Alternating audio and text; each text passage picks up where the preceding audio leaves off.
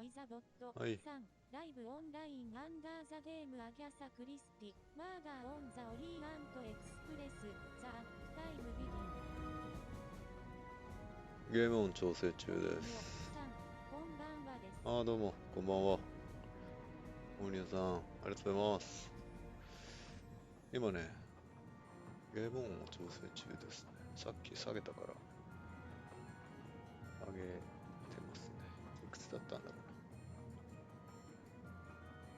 どうですか？聞こえます？吹雪の音。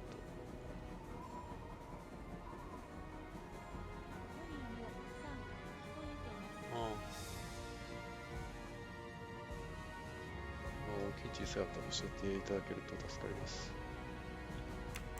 続ける。エビデンスボードじゃないですか。何しに来たんでしたっけ？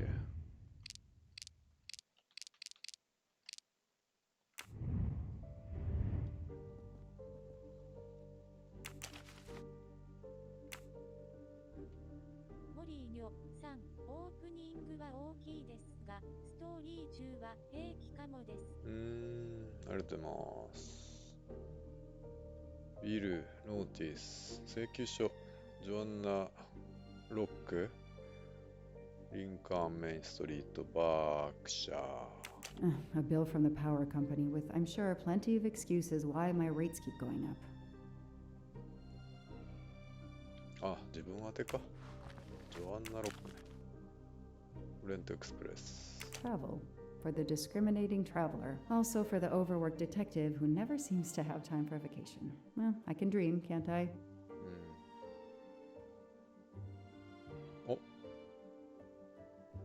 レースドライバーアントニオ・フォスカレリ氏が当社の代理人としてオリエント急行で旅立ちます。レースドライバーなんだ。バークシャーポリス。キッドナッピング。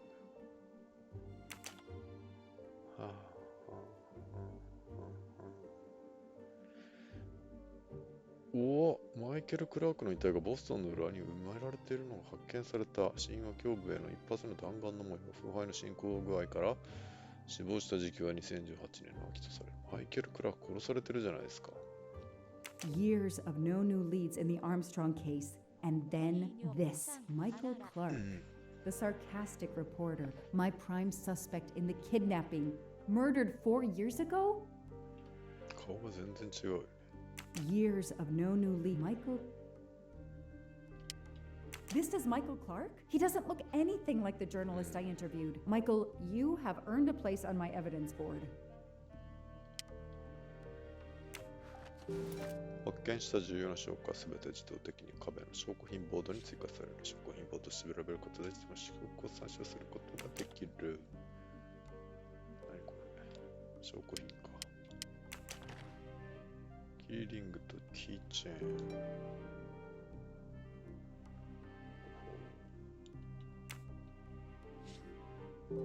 The lab team found this keychain in the cabin, but they wouldn't have bothered to examine the keys once the DA shut down the investigation. The keys were just tossed in the evidence box along with everything else. It's too unusual not to demand a closer look. 癖でつい読んでしまった。こ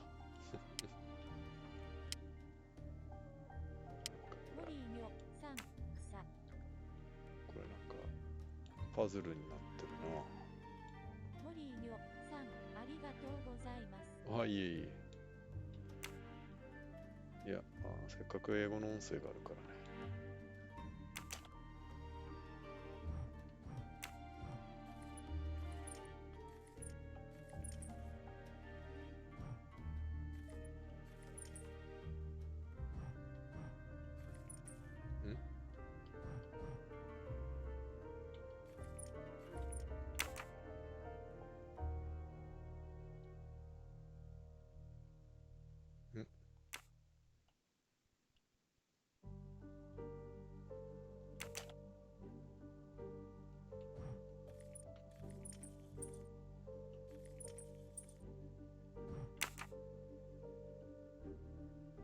いいのかな。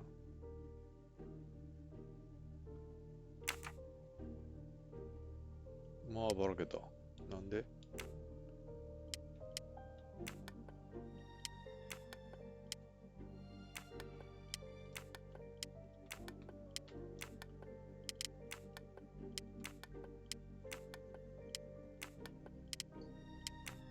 押せるサイコロだ。モリーよさん、なんだなんだ。なんだなんだ。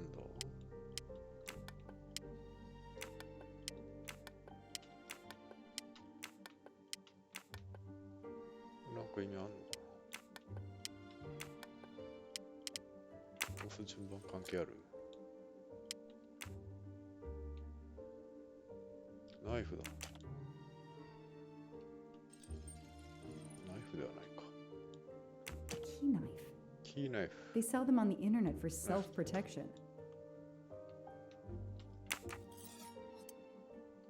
3569。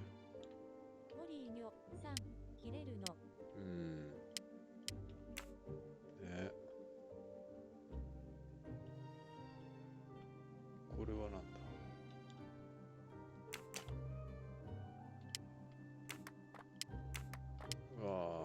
意味ありげなギミックがいっぱいあるけど。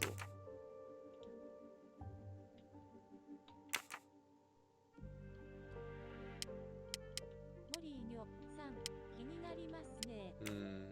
気になる。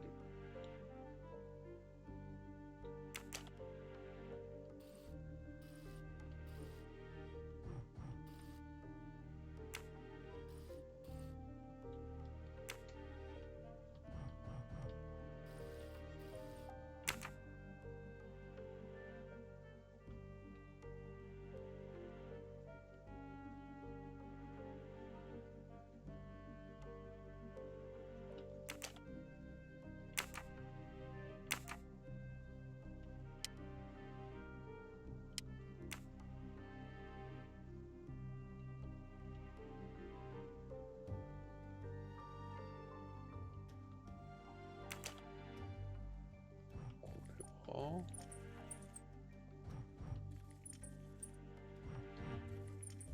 リーよさん、左上に。左上に USB だ。モリーよさん、体験版プレイ中。ありがとうございます。体験版プレイ中ではないな。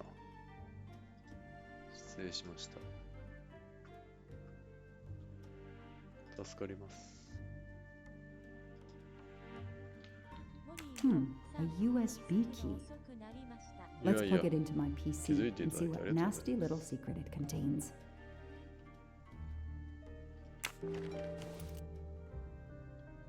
ちょっとね、眠気が少し来てまして、まったりやっていきたいですね。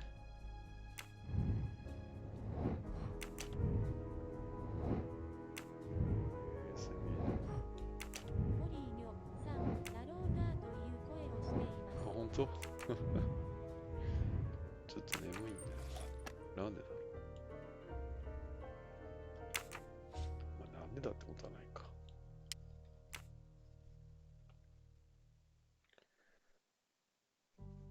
モリーよさん、また寝不足ですか？いや、まあ寝不足ってわけでもないかな。あれ？ちょっと待って。寝不足かな？ 1、2、3、4、5。これもナイフ？ What do they call this? Brass knuckles?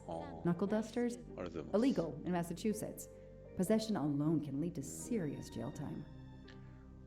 What do they call そう this? だな。 Brass knuckles? Knuckle dusters? Illegal in Massachusetts. Possession alone can lead to serious jail time. これはキーナイフでしょ？ 3569。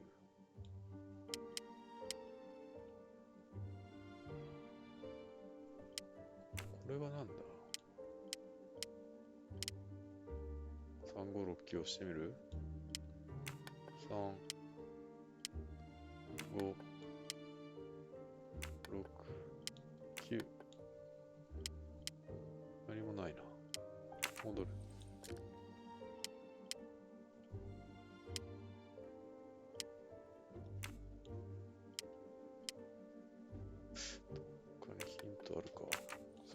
違うのやるか。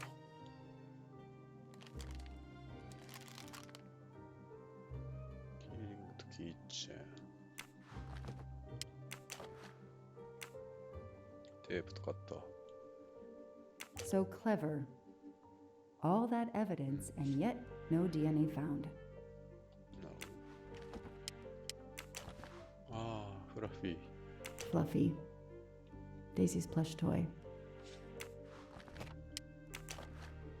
エアブラシ。 Suzanne's hair, so conveniently left in the cabin for us to find. そうだな。 It was planted. I knew she was innocent. うん。そう。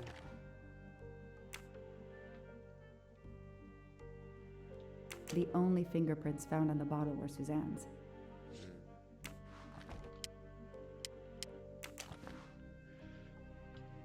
これが謎だな。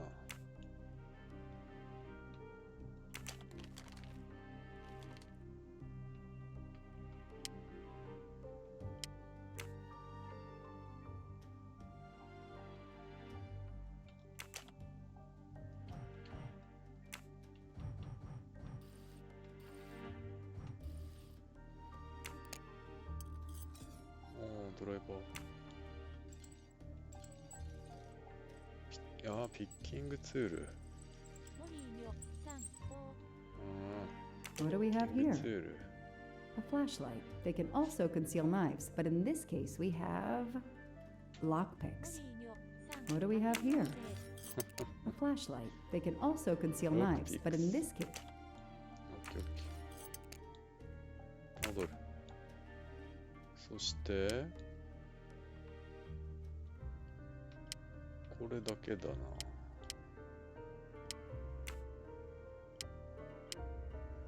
これは、なんだ ?1 から12まである。12面体です。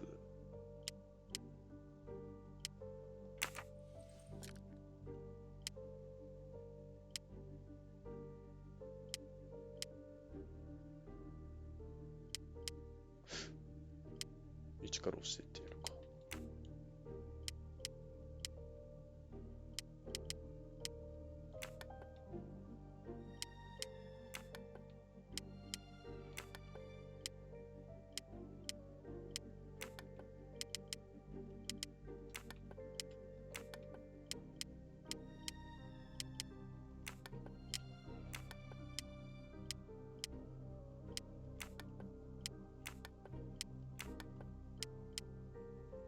はい。何もならない。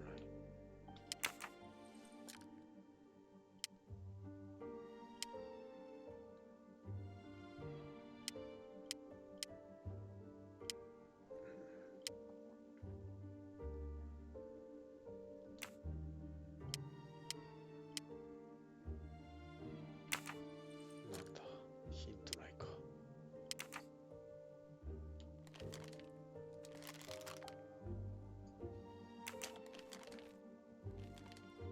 20190329。0はそもそもありません。モリーニョ3、6と9で棒の1どっちがどっちでしたって？上に棒がついてるんじゃなかったかな。だから、これが6で、これが9じゃないかな。違ったっけ？調べてみるか。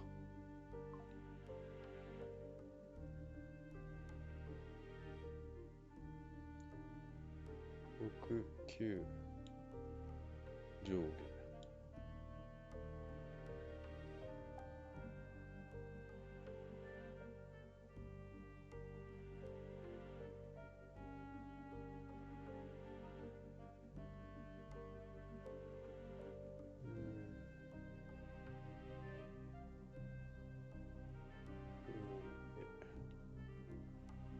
記号。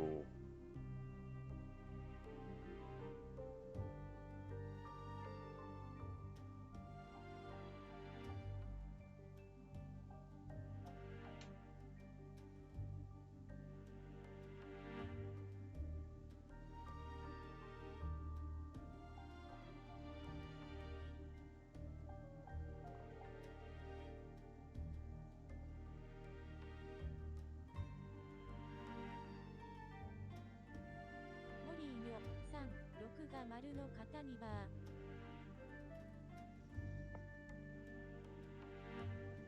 6が丸の方にバー。じゃあ下にあるってこと？モリーニョさん、9が下にバーになってますね。丸の方にバーってどういうこと？ 9 が下にバー。これが6ってこと？モリーニョさん、6は下ですね。じゃあ9も下ってことですね。下にバーがあるんだね。ありがとうございます。モリーニョさん、ありがとうございます。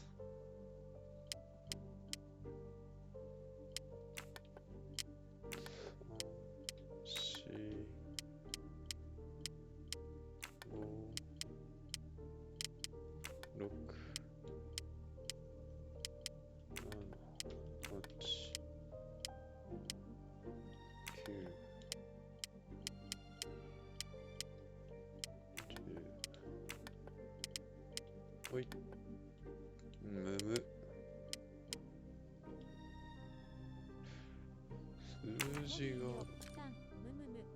むむ。数字に関わる情報。日付ぐらいしか思いつかないけどな、今のところ。降臨するか。ひげ。I've earned a gold mustache. モリーニョさん、鍵の番号もう一度やりますか？ああ、そうだな。モリーニョさん、ヒゲだー。ありがとうございます。そうだな。鍵の番号もう一回やりましょうか。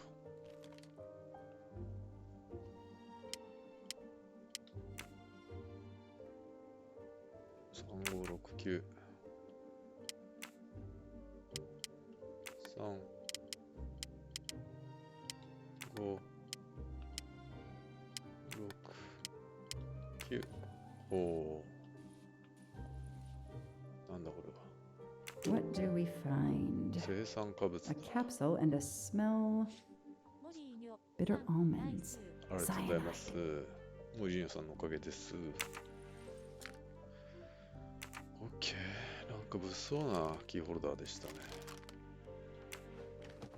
なんだこれは誰の持ち物なんだ？エビデンス。モリーニョさん、眠気をカバー。コールドケースデプト。眠気をカバー。ありがとうございます。エビデンスボード。ボードにある証拠2つをつなぎ合わせ、それぞれの関連性を明らかにし、調査の結論を導き出そう。I knew it. The faces don't match at all. They are clearly two different men. I should run facial recognition on my computer. そして、猫ちゃんがいるんだけど、動いてる。マックイーン中国刑事が辞任。ジョン・アームストロング自殺。自殺したの？そんな話ありましたっけ？モリーニョさん、あれれ？なんでもねえな。検証2つ。ボストン銃撃事件。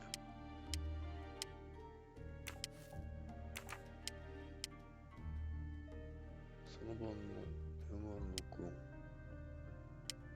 マックインチマイケル・クラークと4年前に会った。記者のマイケル・クラークは昨日死体で見つかった。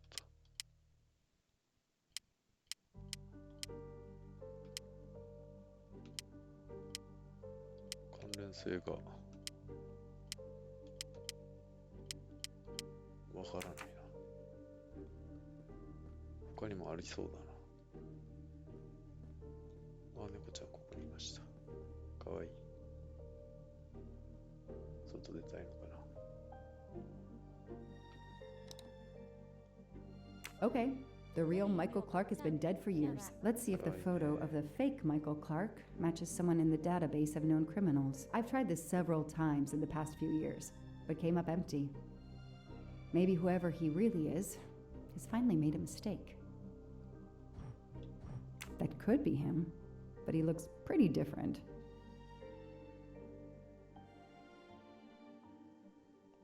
変わった点。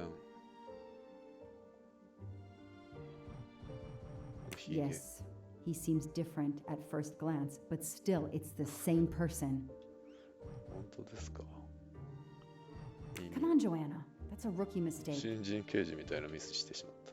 口。No, no, Joanna. That doesn't track. 目。Nice. 鼻。眼鏡。 All right. 変わった額。髪。 He's changed his appearance a lot. Probably had some plastic surgery on his nose, but there is no doubt it's the same person. Let's see why he was arrested. サミュエル・ラチェット逮捕。盗品の古代工芸品を所持していたため、メソポタミアの小型の彫像3点を押収され、裁判所によって差し押さえられている男は保釈金を支払った裁判は2024年1月5日に行われる。顔認証、USB キー。はい。はい。はい。 Shaved off the metro beard. But I'd recognize that smug bastard anywhere. The man I interviewed 4 years ago posing as Michael Clark. This goes on the board.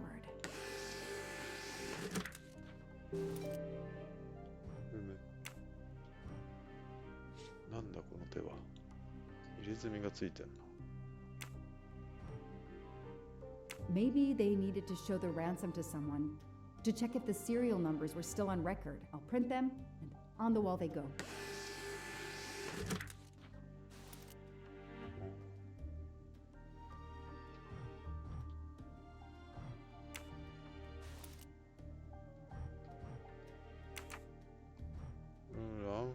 Absolutely nothing on this Cassetti. His driver's license is almost surely a fake.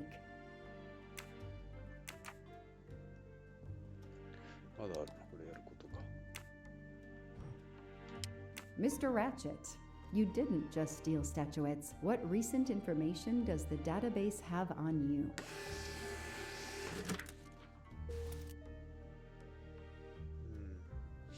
Okay. Samuel Ratchet.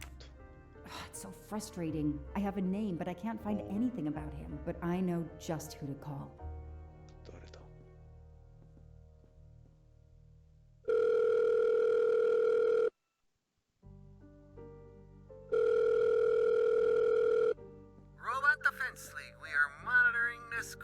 Hello, Braid. Long time. Oh, Joanna. Hey, how may I assist you? I need you to search the dark web. Yeah, can you narrow that down a little? Because, it's pretty big and pretty dark out here. Could you find intel about a Samuel Ratchet? Samuel Ratchet. Got it. Bad dude? They don't come worse. Send me what you find by email. Alright, hang on. Okay. Yeah,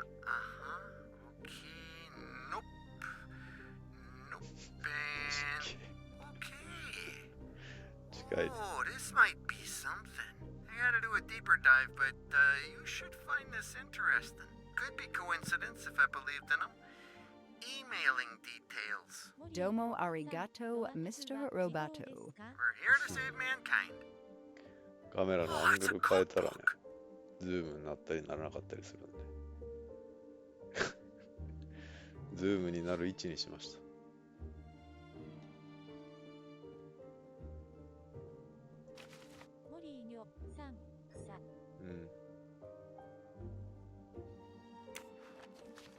I don't have time to waste on magazines.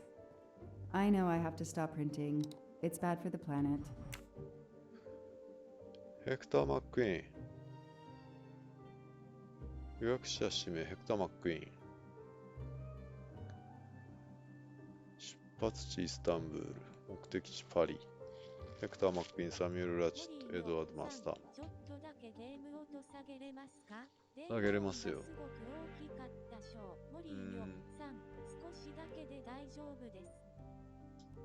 はい。ありがとうございます。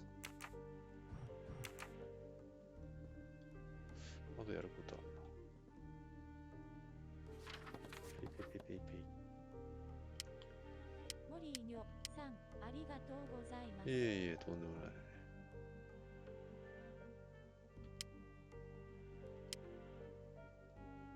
カセッティの免許証。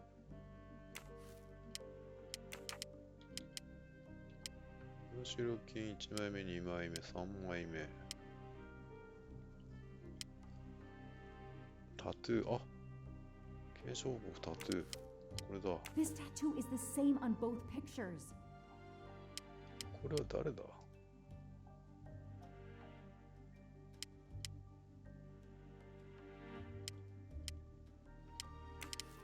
So, Ratchet's real name was Cassetti.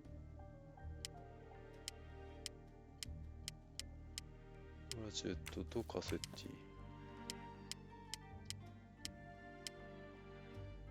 身代金1枚目の写真、2枚目の写真。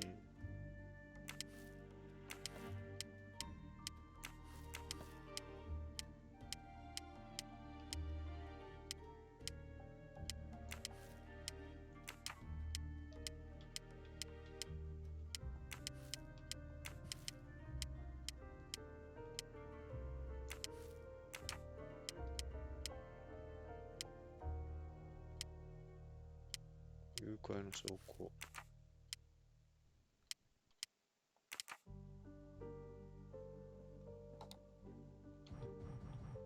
何かがあるな。 Shaved off the Metro beard. But I'd recognize the man I interviewed 4 years ago posing as Michael Clark. ルコルンさん、アクロイド殺し見に来ましはた。はは、アクロイド殺しじゃねえんだな。アクロイド殺しね。超有名作品。ありがとうございます。ちょっと今日は眠気が割と強くてですね。むにゃむにゃ喋ってると思いますけど。来てくれてありがとうございます。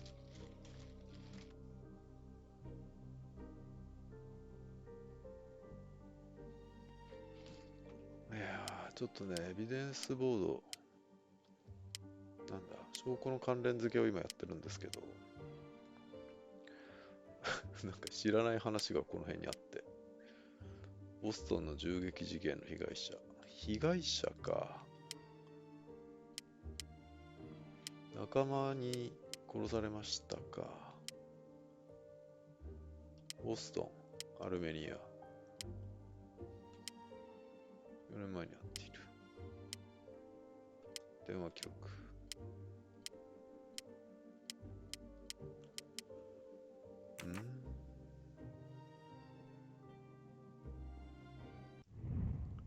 めちゃなもんだぜ。関連付けよう。あと3つある。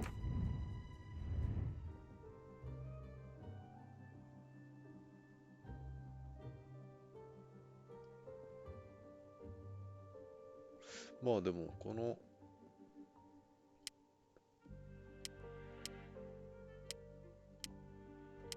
話とこっちの話はつながるんですよね、きっとね。As Ratchet is alive, the dead man can only be Noah. ノア。そして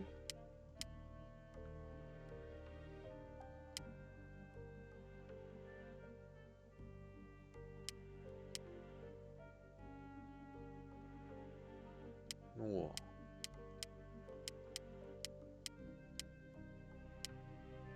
未だ身元不明だ。ジョン・アームストロング。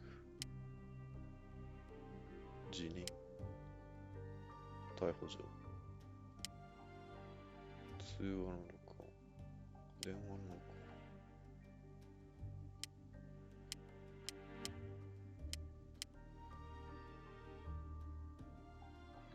カセッティ。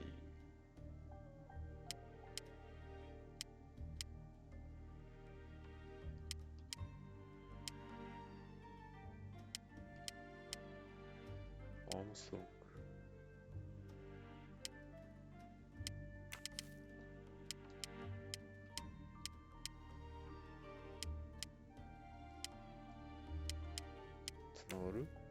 繋がらない。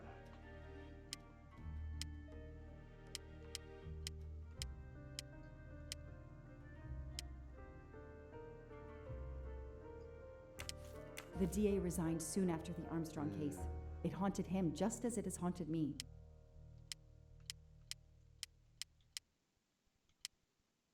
アームストロング、辞任。辞任は繋がらないか。デイジー、繋がらない。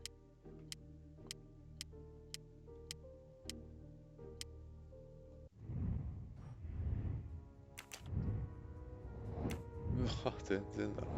手がかりを見つけないと。モ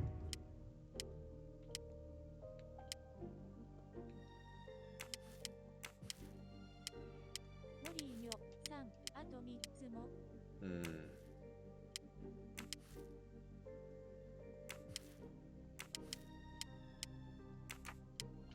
そうあたりでやってる。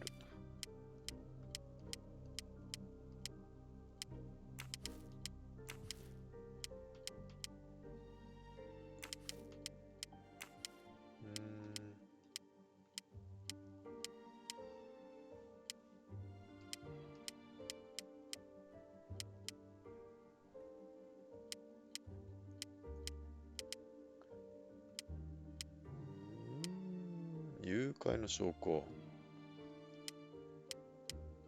デイジー。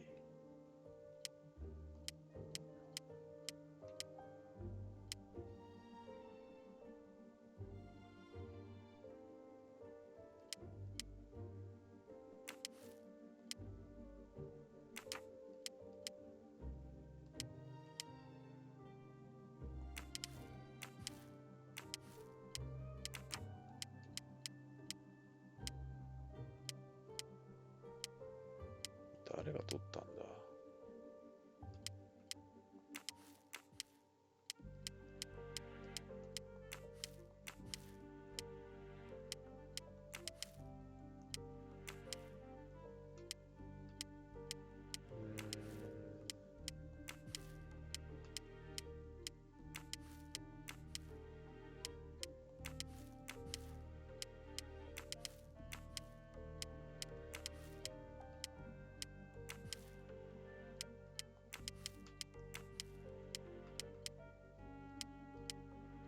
むずい。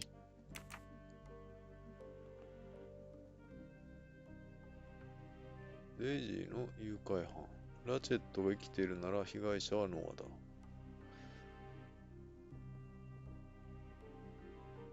この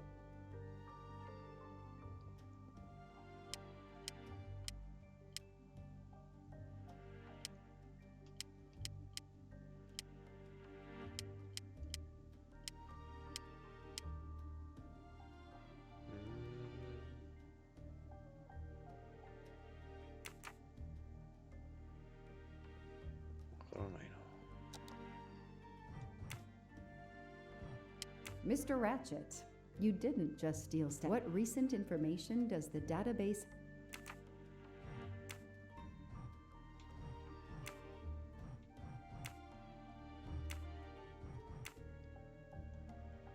The Orient Express. I'm gonna print these tickets and put them on the board.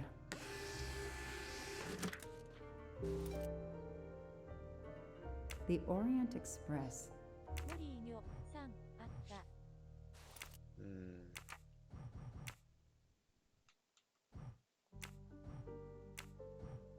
Maybe they needed to show the ransom to someone to check if the serial numbers were still on 同じ番号 record. 記録に残っているか確かめるため。I know I have to stop printing. It's bad for the plan.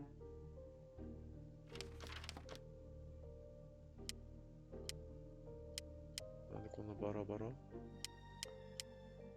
ラチェットは This is Ratchet's ticket.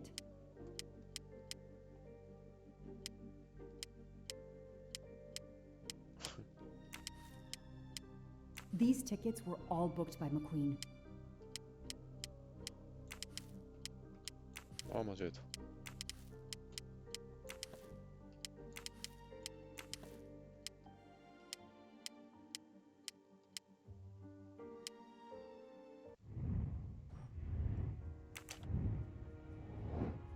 変わってね。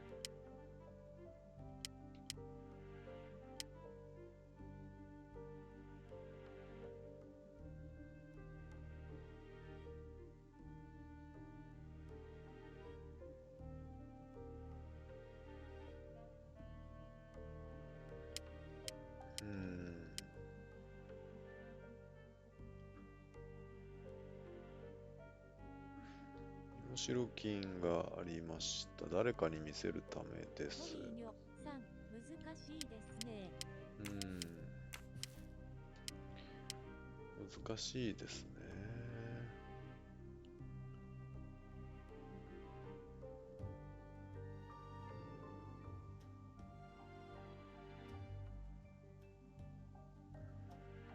なんだろうな。発想といいますか、その関連付け、ひらめきがいるのかな。オリエント急行のチケットが例えばラチェットとは紐づきますけど、まあでもこれ誰に見せるんだったんだろうね。身代金の写真が誰に見せるんだったんだ。ラチェットが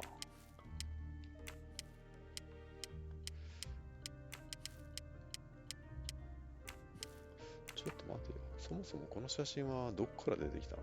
ラチェットを調べたから出てきたんだっけ。ワンリザルト。ブレードからのメール。The Orient Express.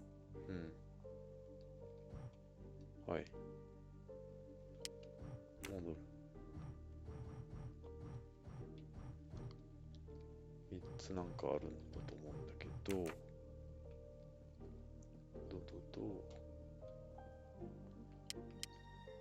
マックイーン。ああ、そうか。The person traveling with Ratchet has the same last name as my district attorney during the Armstrong case?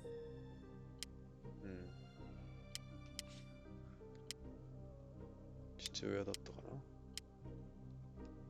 な。マスターマン。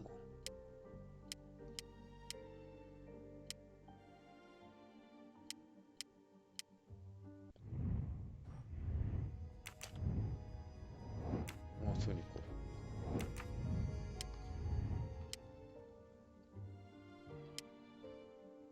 モリーニョさん、あと2つ。あと2つ。ラチェットのオリエント急行のチケット。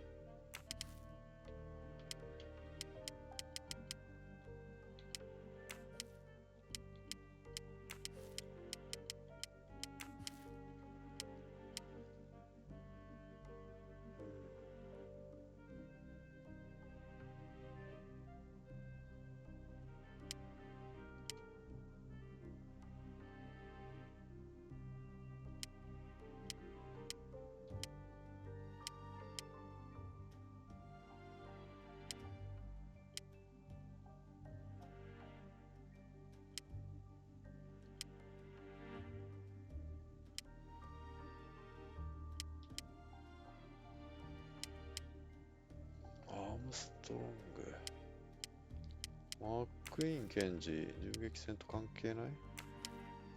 関係ない。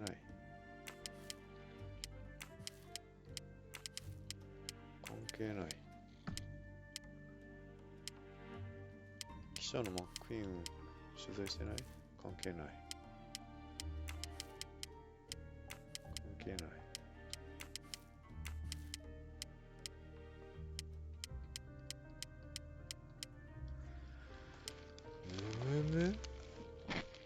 難しいな。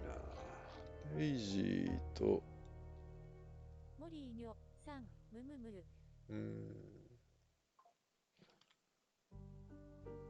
わからないな。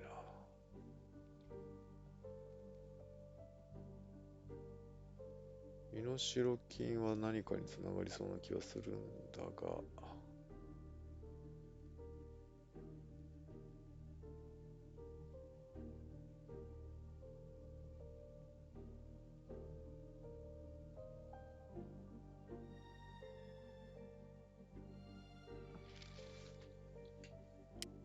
ラチェットとつながらないのかな。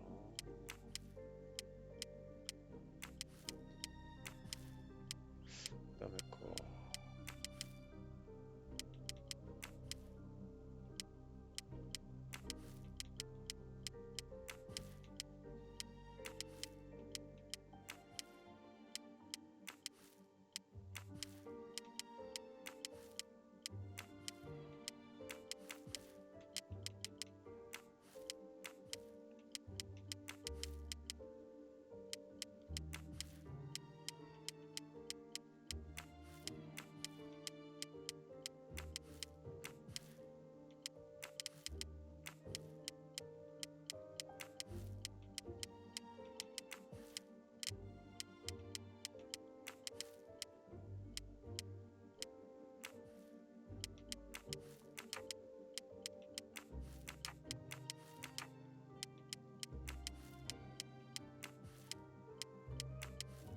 モリーニョさん、もう他に資料はないんですもんね。まあ、あると思うよ。この空白が。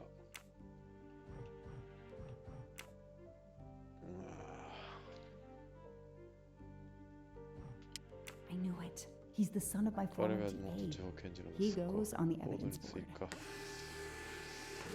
ありがとうございます。ありましたね。問題歴はなし。いや、あともう一個あるってことですね。モリーニョさん。Hector McQueen is the son of District Attorney McQueen. あった。ありがとうございます。ラチェットの This guy 秘書。 works for Ratchet, and if that's a coincidence, I'll 偶 eat 然な my んてありえ badge. ない。この付箋が出てきたら増えるかな。はい。増えてない。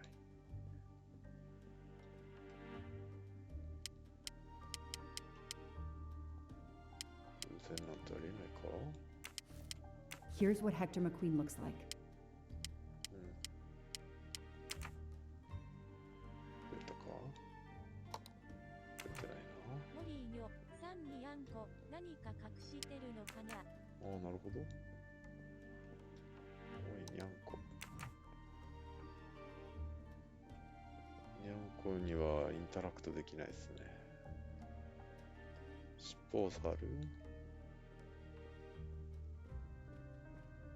れなんか立派な部屋ですね。モリーニョさん、残念にや。残念。モビーディック。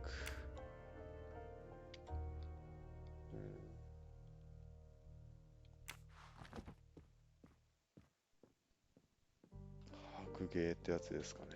モリーニョさん、操作する？操作する？何を？モリーニョさん、今の本操作する？ああ、なるほど。出てました？ I've read it probably 10 times ありがとうござい already, ます。 but I can't get enough of it. Don't know why. Maybe because it helps me sleep. 面白いこと言うな。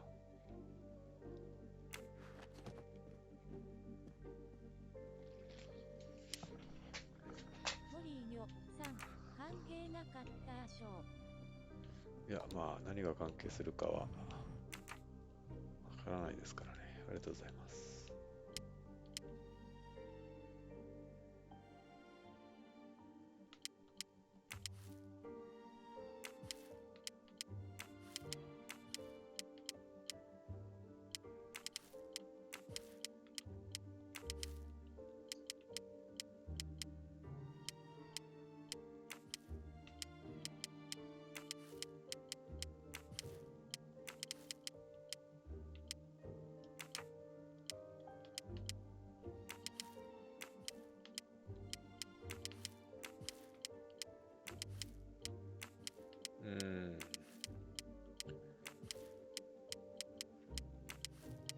これ、難しいな。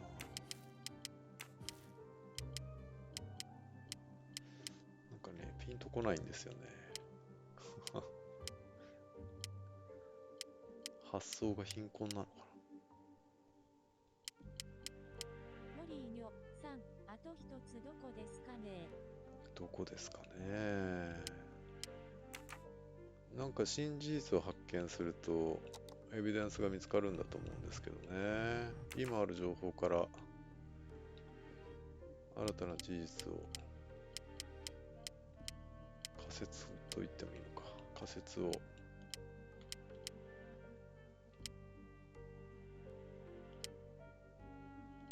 ラチェットのオリエント急行のチケット、マスターマンのオリエント急行のチケット、これかつながらないか。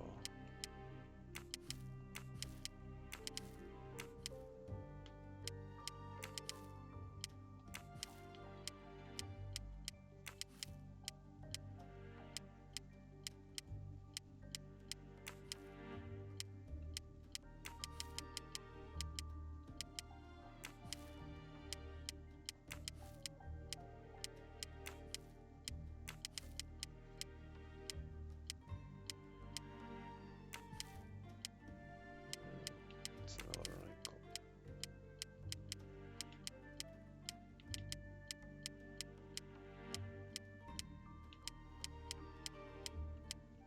まあ、試したところは、あれになるんだな。色が変わるんですね。そうあたりでやろうか。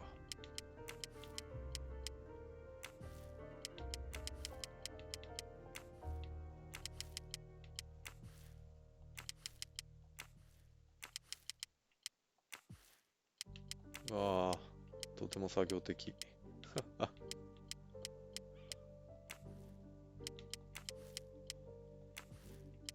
本来こういうやり方するんじゃないと思うんだけどね。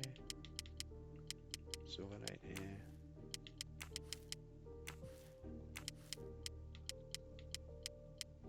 モリーニョさん、なんか資料が足りなさそうですけどね。足りないね。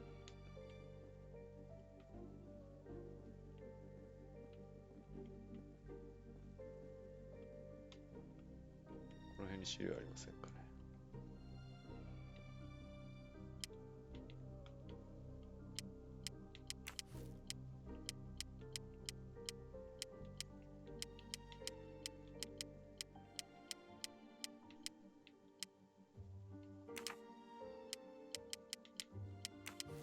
身代金か。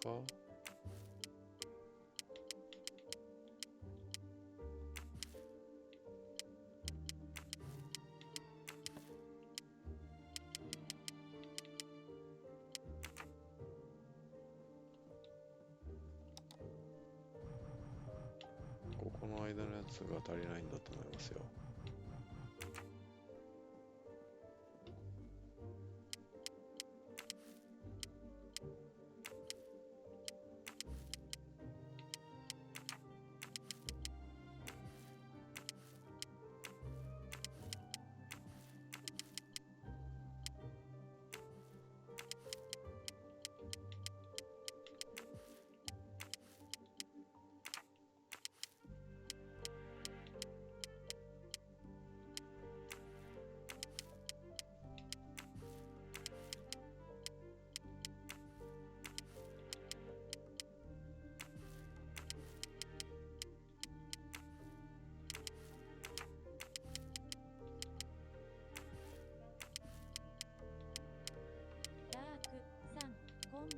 ラクさんこんばんは。今、謎解きがうまくいかないところです。なんかね、証拠を関連づけてどうにかするっていう話なんですけど、何をどう関連づけるのかがね、ちょっとピンとこなくて。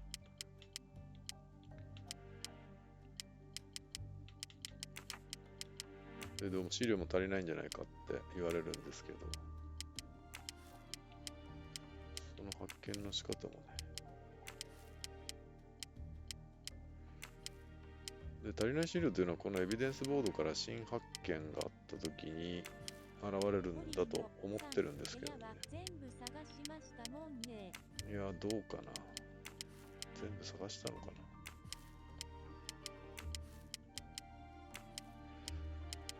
もうなんか極めて作業的に総当たりやってるところですね。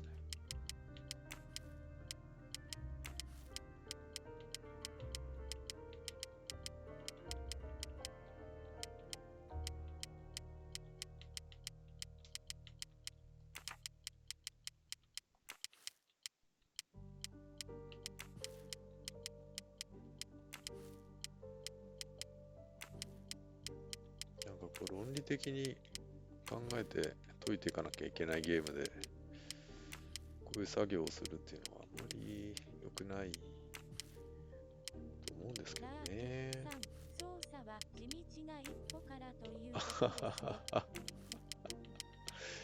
アークさんのそのポジティブな言い換えといいますか、すごいですね。そう、地道な一歩ですね。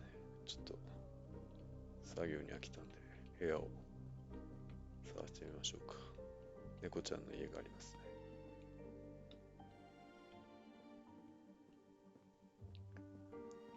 クローゼットかな。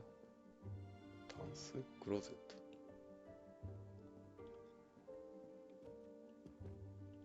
モビーディック。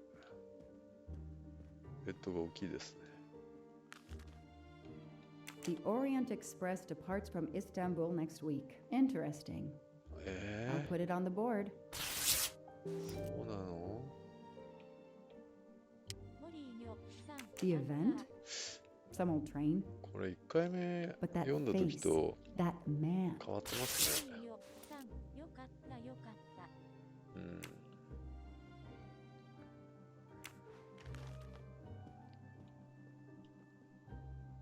興味深い。これは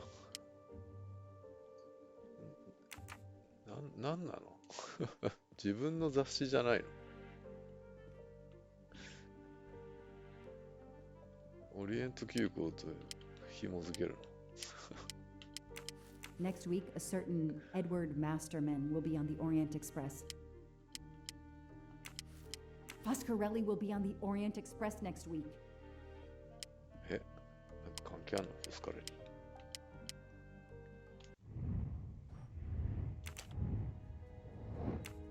でもあと2個だ。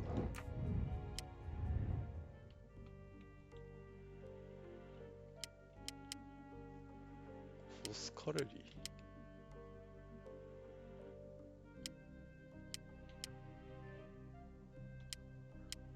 ラチェット。間違えた。あれ？関係ない。Ratchet will be traveling on the Orient Express in a week.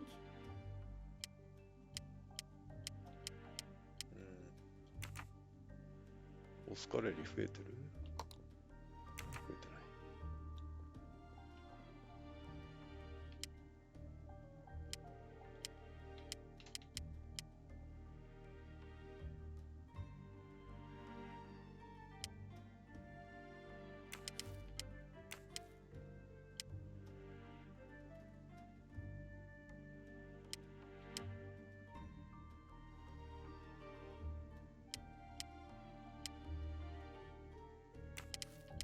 Hector McQueen will be on the Orient Express next week.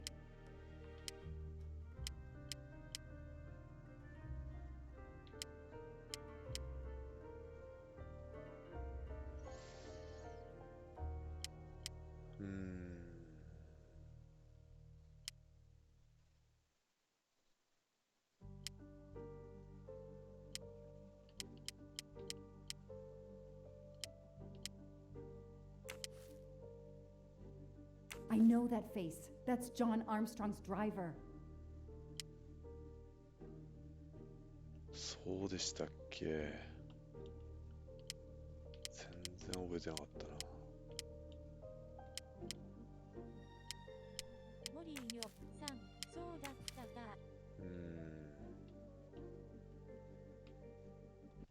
これでまだ3だ。いやー、そうですか。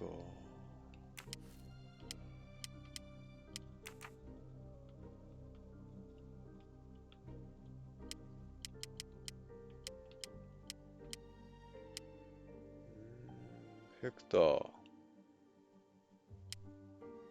ケンジ、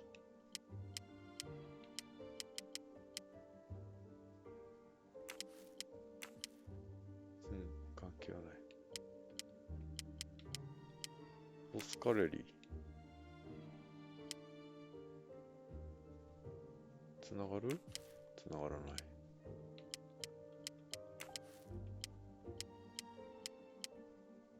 マックイーン、つながらない。フォスカレリー、フォスカレリーがオリエント急行に乗車する。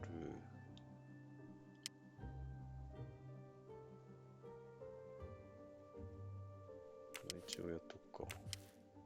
つながりません。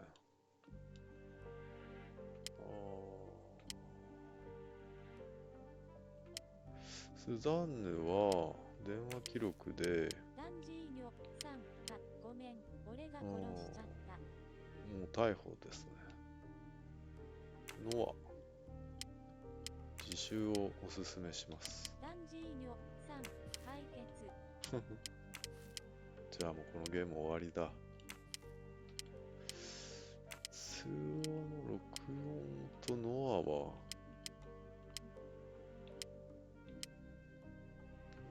は関係ないのか。ノアと話してました。スザンヌはノアと話しました。ノ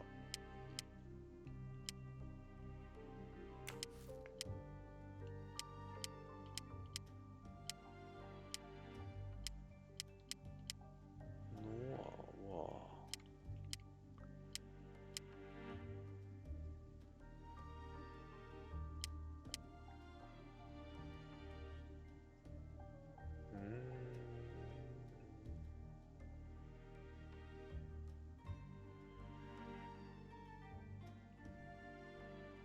関係ねえか。ダンジーニョさん、なんか本格的だね。なんかね、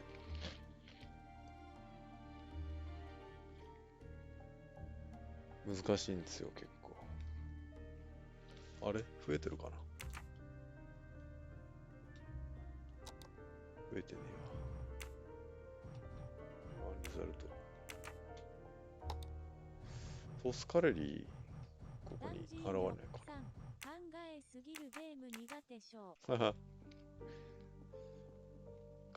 えねえ。なんていうのかな。ね。国語のテストみたいなもんですよね。この時の作者の気持ちは何だったでしょうみたいな。このダンジーニョさん、ぷよぷよとかさめがめとかで精一杯。ぷよぷよとかサメガメ、カサメガメ、ぷよぷよわかるな。パズルゲーム。あれも難しいですよね。いやー。ダンジーニョさん、サメガメおもろいよ。サメガメ？へえ、そういうゲームがあるんですね。初めて聞いた。サメガメ。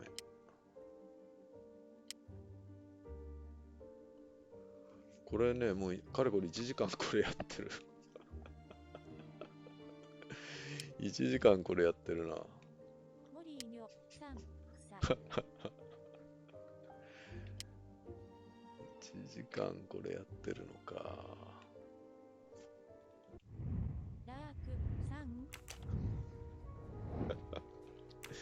いや、ラクさん、そうなんですよ。1時間これやってるんですよ。モリーニョさんに助けてもらいながらでも1時間かかってますからね。まだなんか足りないんだな、きっと。ちょっと部屋の中もちょっと調べる。証拠品は調べました。モリーニョさん、ノアが誰かじゃないかって前回言ってましたって？いや、覚えてない。ノアはでももう死んでますけどね。そういうことじゃなくて、オリエント急行の乗客の誰かじゃないかっていう話ですか？そんな話してたっけな。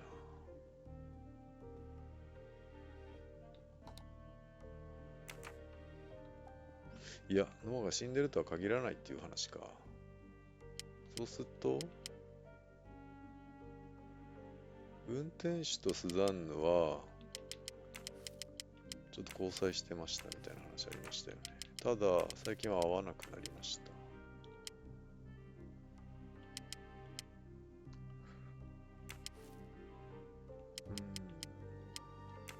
こは関係ないか。アームストロング側で繋がらないか。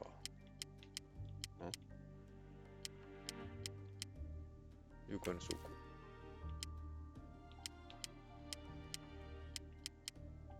ノア。いや、生きてんだよな、フォスカレリ。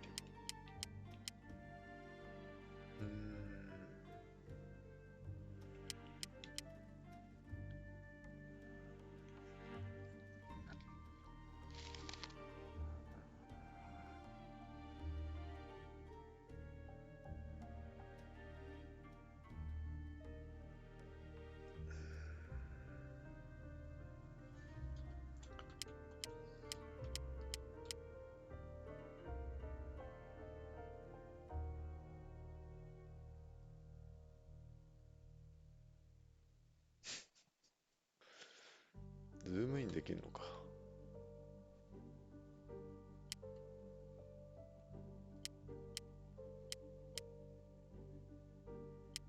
似てるっちゃ似てますね。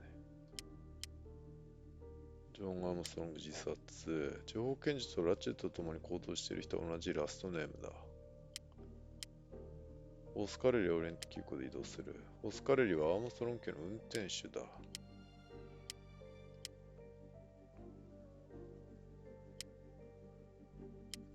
殺されたデイジーの誘拐。ボストンの銃撃事件の被害者、未だ身元不明だ。未だ身元不明だ。ラチェットが生きているなら被害者はノアだ。あ、ちょっと待ってよ。2221518180S?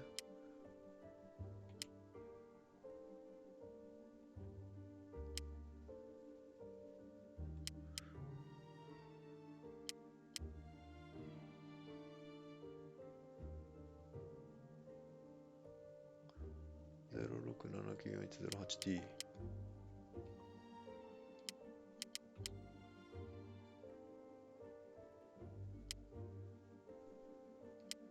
札番号一致しないか。こ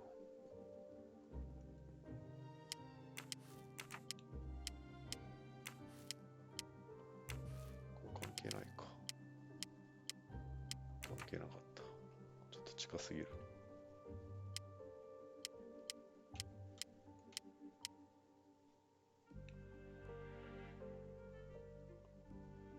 ラチェットオリエント急行で移動する。あ、こっちでやればいいのか。殺されたデイジーの誘拐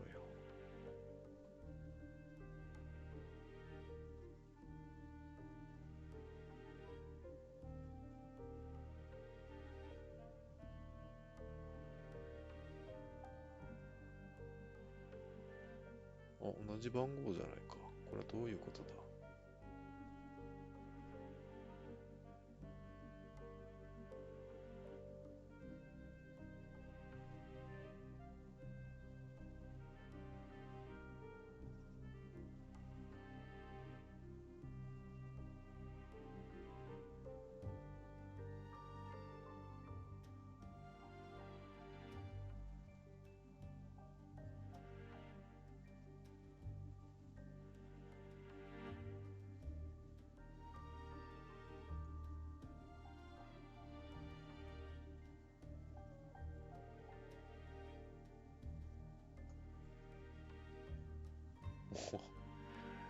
本当だ、フォスカレリじゃないですか、これ。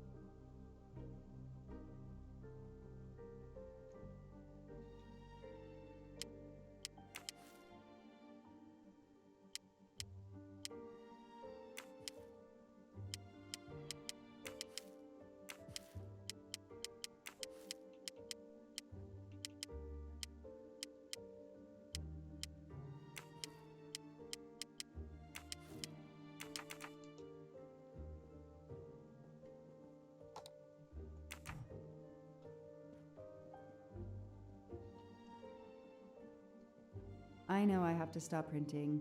It's bad for the planet.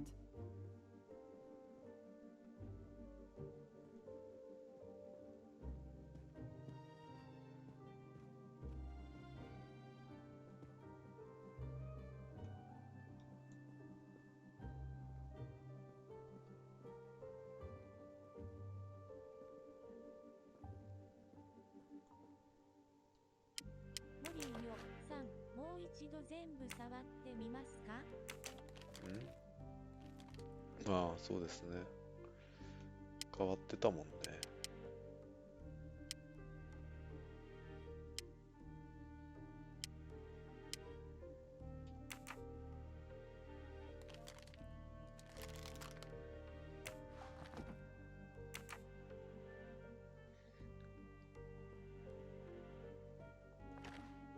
I've read it probably 10 times already, but I can't get enough of it. Don't know why. Maybe because it helps me sleep?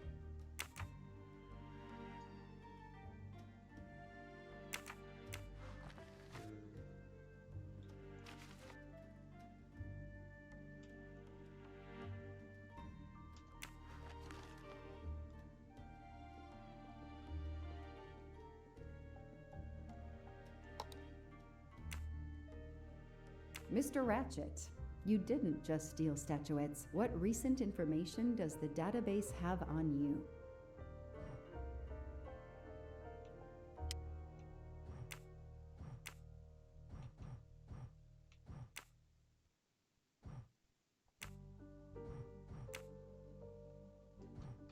The Orient Express. I'm gonna print these tickets and put them on the board.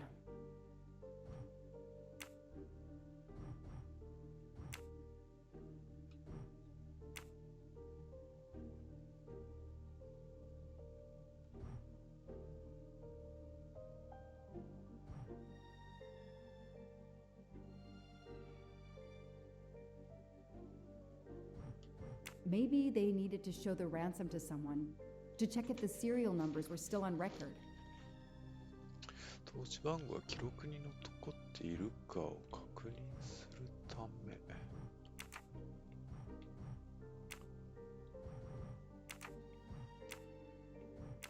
ヘクター・マックイーン。9532。おー、9532だと I knew it. He's the son of my former DA. 9532か。なるほど。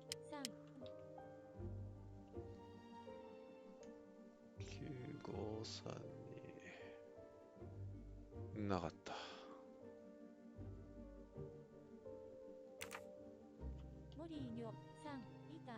いた ?9532?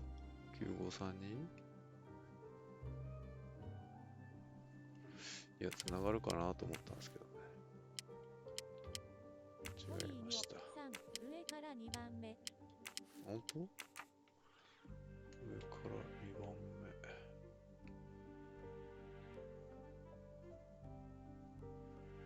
ソニア・アームストロング。モリーニョさん、9530だった賞。ああ。さん、すみません。あ、いえいえ、そうそう。惜しいよね。まさかと思ったけど違った。ちょっとテンション上がったな。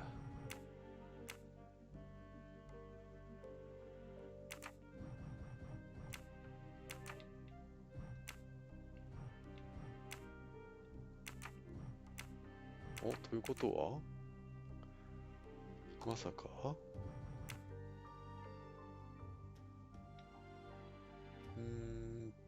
ドライバーズライセンスじゃなくて、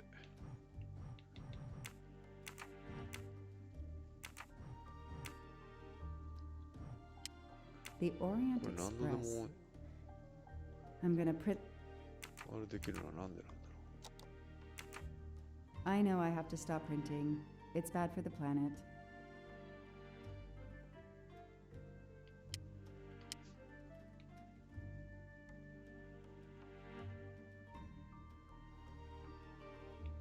う。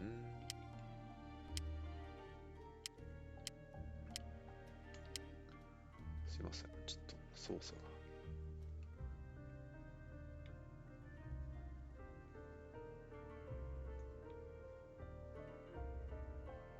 イスタンブール、パリ。モリーニョさん、電話番号書いてないから。いや、書いてたらよかったんだけど、書いてなかっ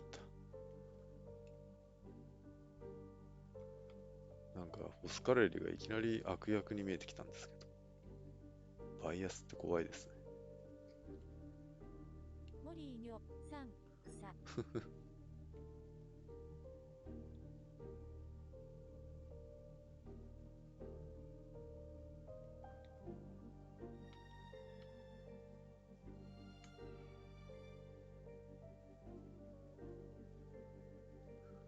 ソニー・アームストロングから3200でしょ。でもまあ、9530。スザンヌからモリーニョさん、 9530。電話履歴が一つしかつながってないので、他にもあるかなって思っちゃいます。うん、そうだね。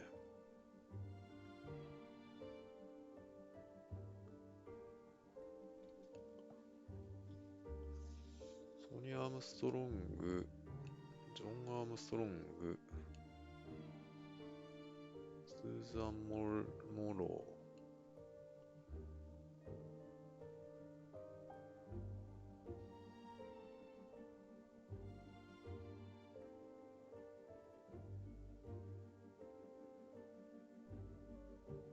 2140。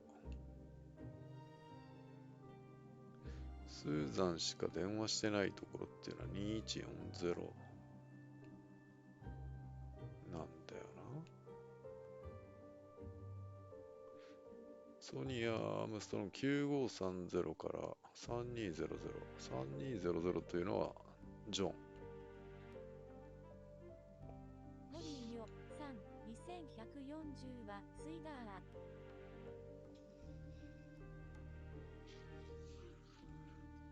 そうだね。2700というのはスザンヌ。9530は誰だ？あ、ソニアか。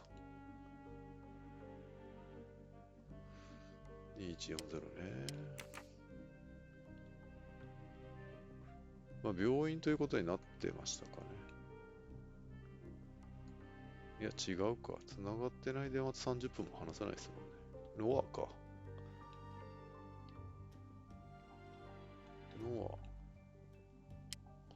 ノアの疑いあり。モリーニョさん、病院って嘘ついてましたもんね。うん。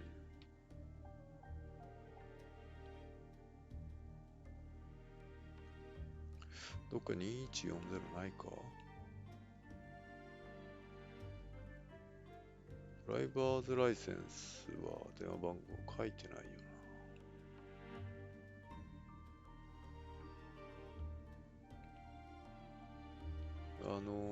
記者の ID がね、ないかな。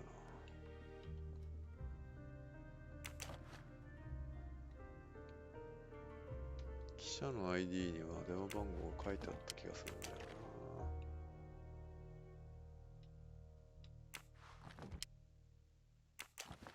カッターとダクトテープ。ぬいぐるみ。キーチェーン。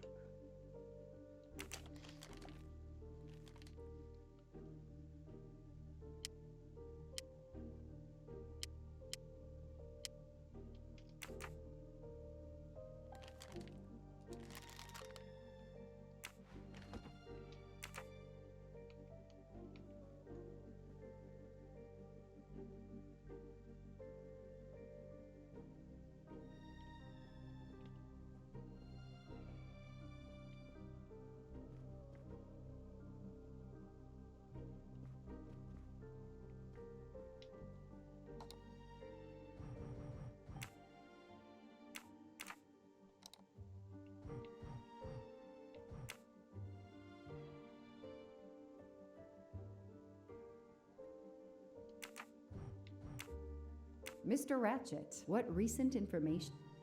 Mr. Ratchet, you didn't just steal statuettes. What recent information does the database have on you?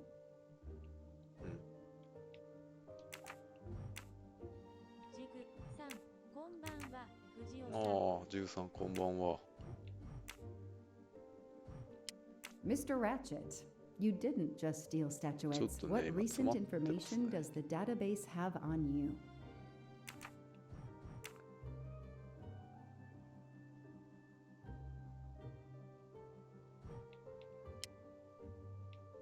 ヘクター・マックイーン。Express.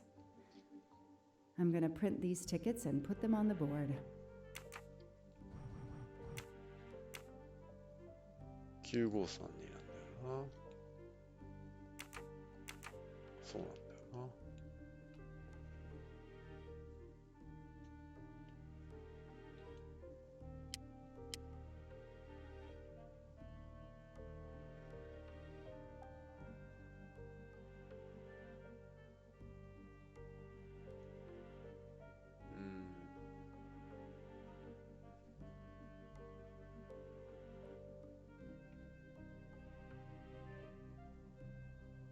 これ5フィートですか？ 5 フィート。いや、わかんない。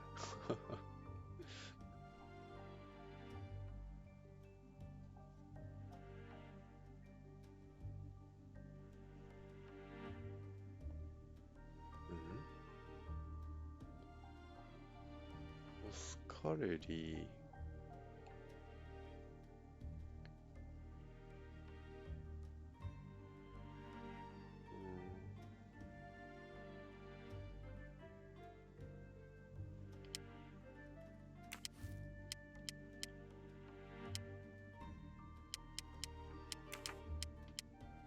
ヘクター・マックイーンで、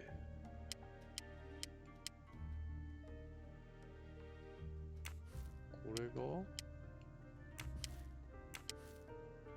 ラチェットとつながらない？ああ、そうか。ヘクターはここでつながってんすもんね。1週間前にアルメニアで逮捕された。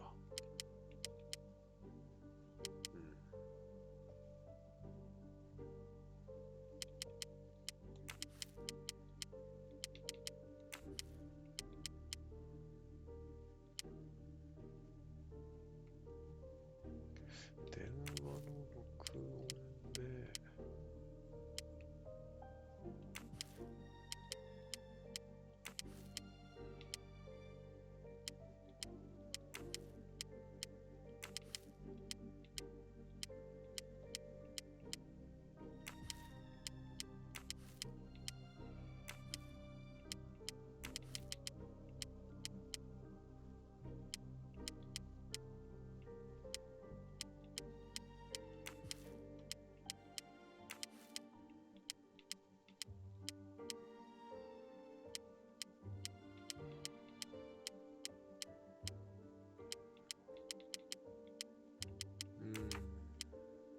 ダメか。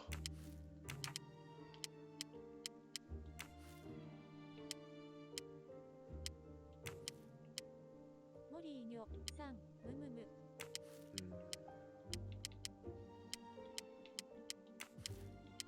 ボストン。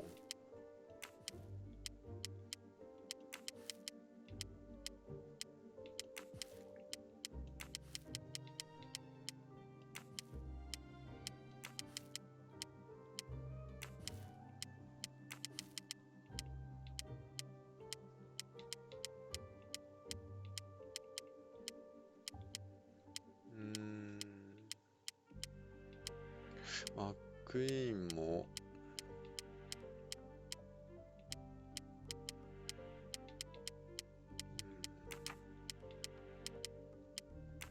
オスカレリも、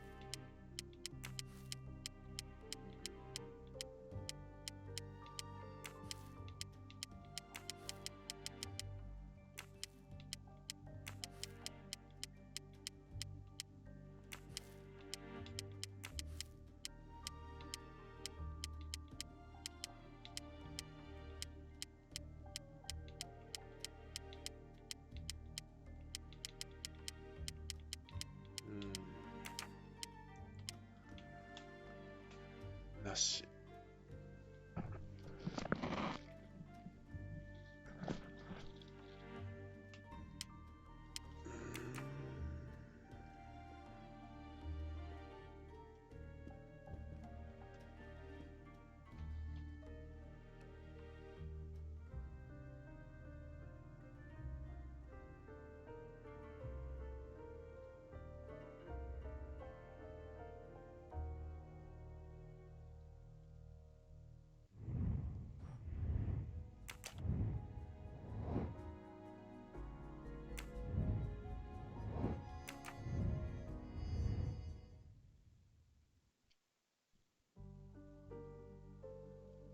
関連性。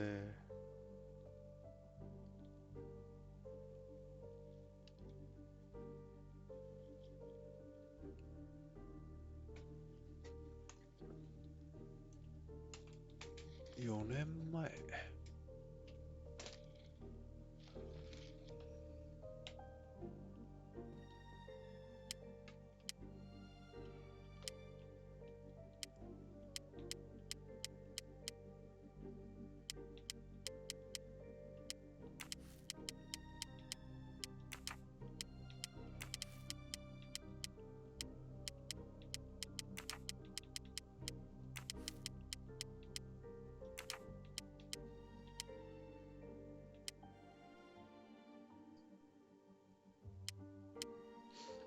使うか。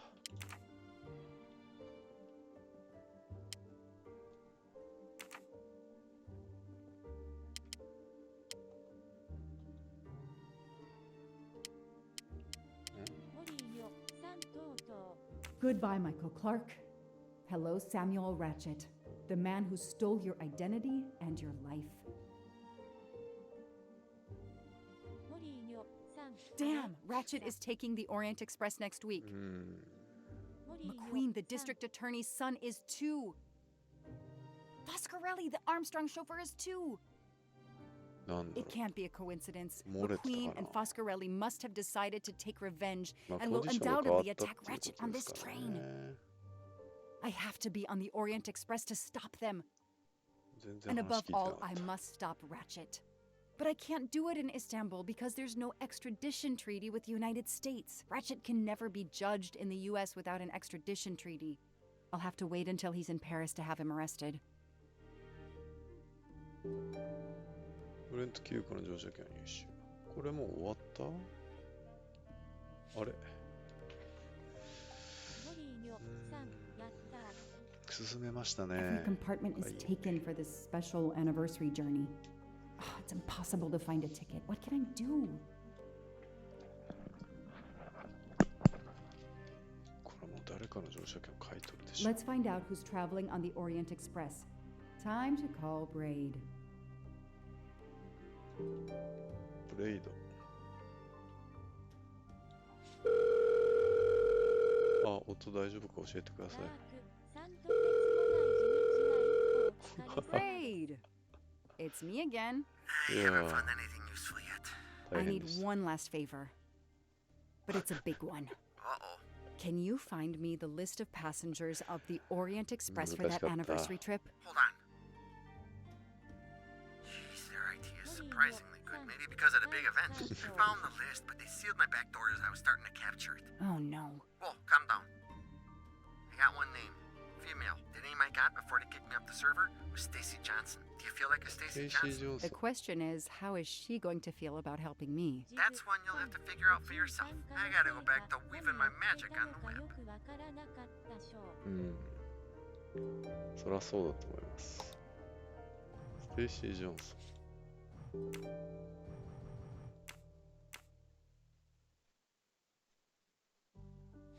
女優業。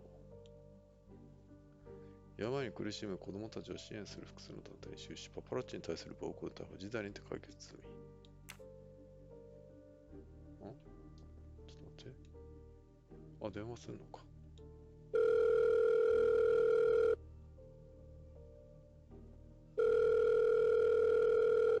Hello, is this Stacy Johnson? Who's asking? もう正直に行く。My name is Joanna Locke. I'm a police detective. And I'm just an actress. Now what did I do wrong? Nothing. I need your help. I need to take your place in the Orient Express. Is this a joke? No way. 誠実に。 Do you remember the Armstrong kidnapping? Of course I do. That poor little girl. I'm a police officer. I have a new lead that may help me find her killer. Wait, didn't they prove it was the nanny? しょうがない。I have found compelling new evidence. I've reopened my investigation. You know, I had my doubts about the murderous nanny. I played a nanny a couple years ago in a slasher. I was killed in the first episode, but it got me interested in helping kids. ああ、話聞いてなかった。Stacy, please. You say you help kids? Well, I joined a couple of associations who are trying to help underprivileged kids. If this little girl's real killer is still out there somewhere, I'd do anything I could to help. Getting me on that train will help more than you can imagine. So, you want my ticket for the Orient Express? But I booked it months ago. I was so much looking forward to this trip. そうだよな。Stacy, I can tell you care about kids. Here's your chance to help put this beast in prison for the rest of his life. Think of the publicity for those causes you care about. Think about the kids. The kids. Yeah. All right. We'll do it for Daisy and the kids who suffer. I'll take care of changing the tickets to your name and send it to you. Get him. 分かってくれた。I will. Thank you so much. すごいいい人ですね。 Stacy was as good as her word. I received the ticket. I called my chief to let him know I was taking my vacation time. I had coming. I flew to Istanbul. ジグさん、こ I の was ね、エビ finally デン going ス to ボー nail ド、 the monster responsible for Daisy さっきも出て Armstrong's きたエ death, ビデンスボー Michael ド Clark's death, に even his accomplice, and I suspected so 発 many 見 others 済 as みの well. 証拠を貼り付けて、それを関連付けるっていう作業をやってたんですよ。だいたい1時間半かかりましたね。ほんと大変だった。何と何が関連づくんだっていうのが、なかなか難しかったの And と、 that's how I found myself on this train. On Ratchet's trail. The rest, you know. My identity is easily checked with the Berkshire Police.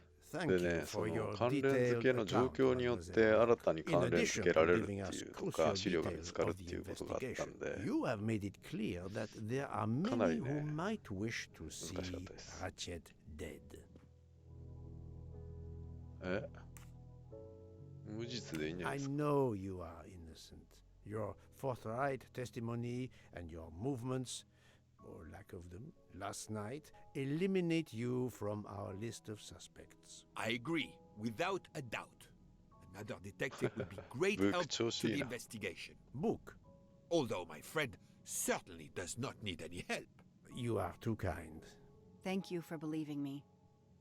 I'd like to help in any way I can. Do not worry, Mademoiselle Locke. Already I see things more clearly. It's obvious whoever drugged you was trying to derail your investigation. You mean the person who did this to me is Ratchet's killer? Both Monsieur Michel and Fraulein Schmidt had the means and opportunity to drug you. While you get your strength back, I intend to interview them. Excellent idea, my friend. All this excitement has whetted my appetite. I'm sure Mademoiselle Locke won't say no to a good, invigorating meal. What? No, I want to hear what the conductor and Fräulein Schmidt have to say for themselves. It is my duty to ensure the well-being of the passengers. If Dr. Constantine has no objection, I will escort you to the restaurant car.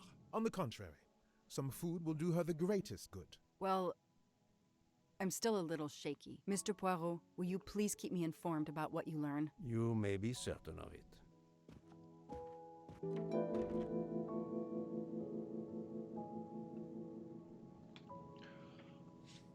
いやー、美味しいご飯食べたいですね。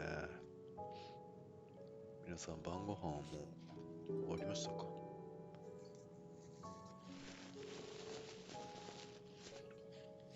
どうしようかな。よし。いいですね。お、マックイーン。貴様犯人だろう。 All that snow. Are you familiar with the concept of entropy, Monsieur McQueen? Oh, Mr. Poirot, I didn't see you. Entropy? Randomness in a system or something? Yes, unpredictability. Even the best laid plans can go astray, thanks to something as simple as... An unexpected passenger? Perhaps, or snow.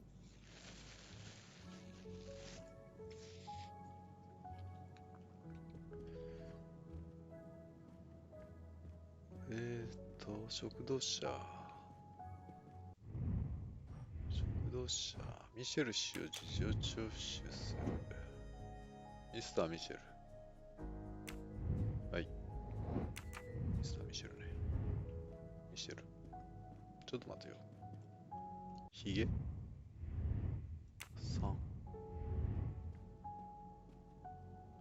ヒゲ探してから行くか。ヒゲください。ヒゲをください。ヒゲ。Oh, you all right, Mr. Poirot? And Ms. Locke? いえ、 Has she had ヒゲを symptoms 探しに again? 来ただけです。 I didn't mean to disturb you, Doctor. ヒゲ探しが Everything 順調です。 progresses satisfactorily. これはああ、いいですね。こ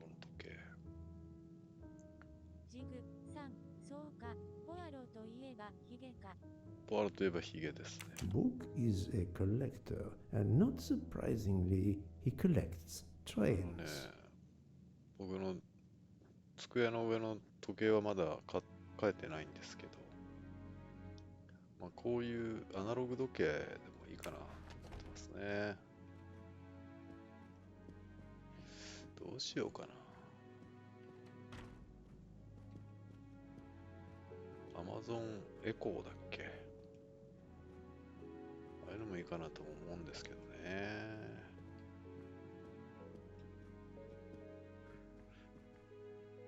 電波時計じゃないものにしようかなと思ってます。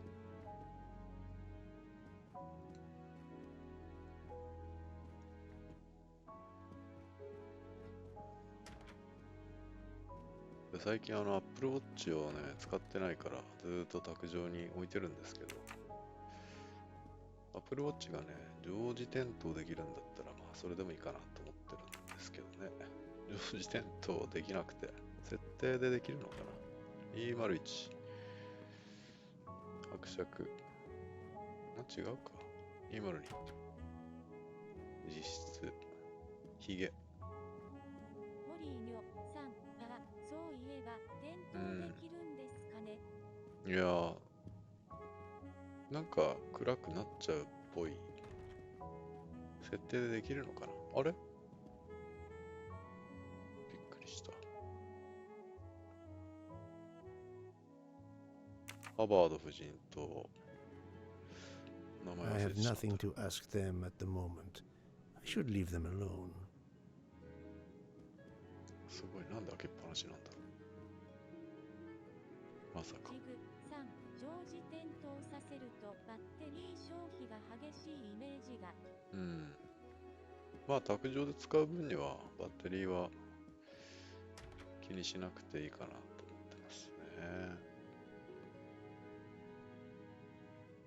なんて言うんですか、充電台にずーっと置いてるんで。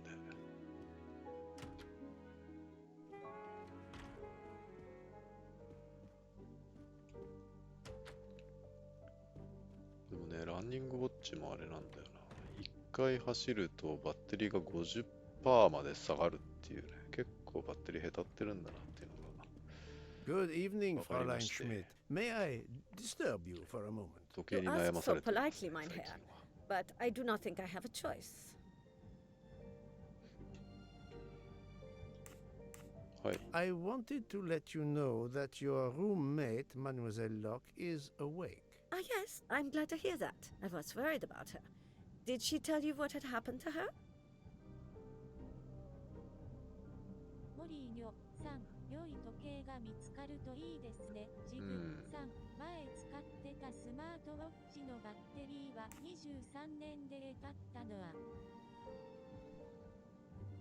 残念。うん。そうですよね。どうしようかな。釜かける？ポワロそういうことしますよね。ミズロックはあなたが薬物入れるところ。いや、まあでもそれはさすがに。 Unfortunately, she doesn't remember much, but we found a residue of a sleeping pill in her cup of tea. Since you two were alone together in your room when she drank it, who else but you could have dragged her? Must I point out I do not make the tea on this train? You should question the conductor or the kitchen staff. うん。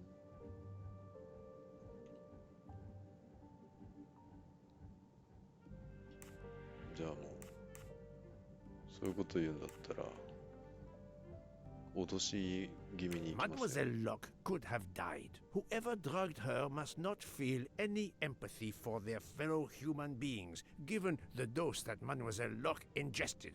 She was close to death. Oh my god.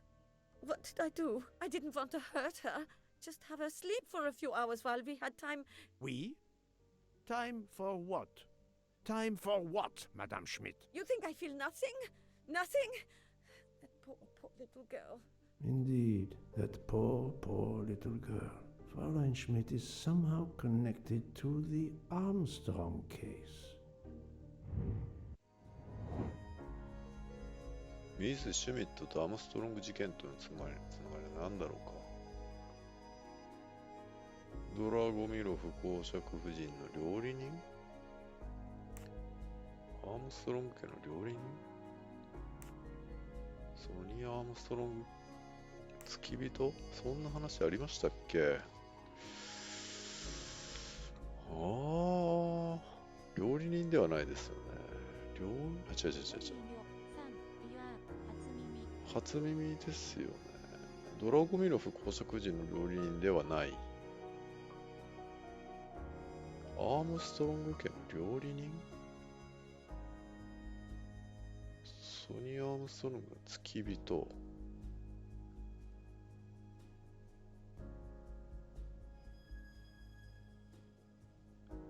これは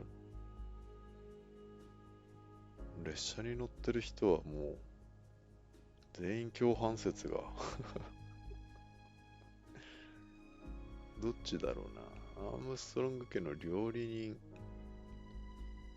付き人。付き人はいなかったんじゃない？料理人。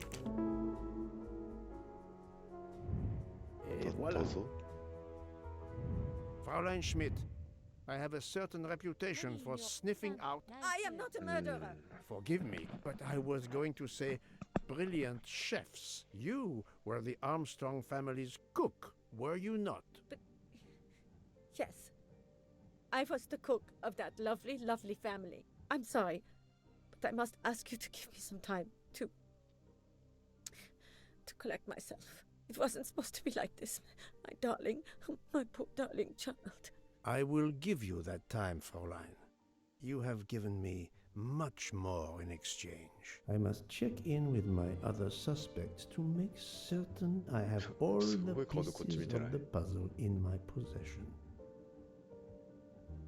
すごい顔でこっち見てるんですけど。びっくりする。睨みつけられてますよ。泣いてるのこれ。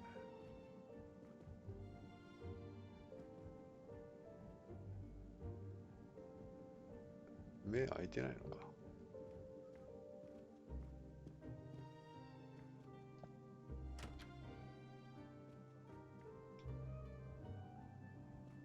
ジグさん、下手な嘘泣きしてるように見える M。そうね。ラークさん、ヤンキー割りの睨みだと。すごかったですよね。殺意を感じました。Hey. Can I get you something, Monsieur Poirot? オスカリさん、違う。Everyone is so tense. An aperitif soon, Monsieur Fauché, with pleasure, when the matter is resolved. いやー、明日火曜日だからな。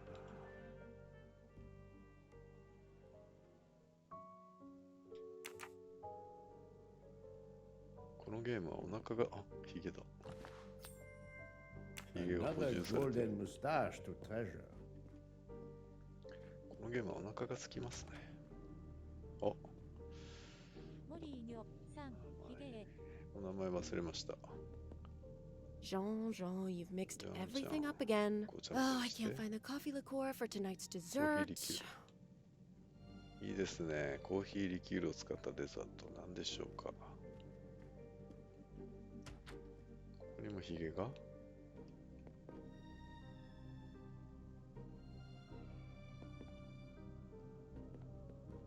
ない。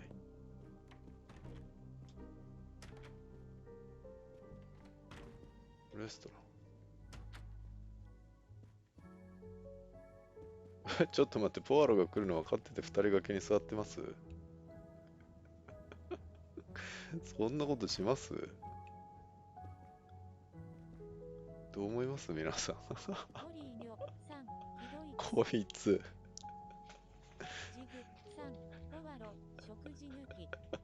しかも何皿食べてんだこの人。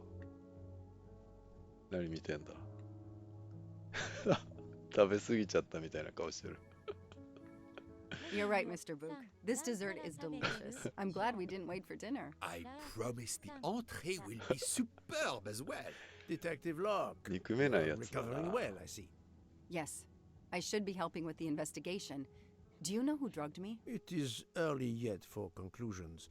When I return, then we shall see. Do not worry, Poirot. He is in good hands. Hotaru, Freya, and yours truly are looking after her. なんでこんな嬉しそうなの？何皿食べてますかこれ別に。しかもあんな重ねるなんて。回転寿司じゃないんだからさ。嬉しそうな顔してから。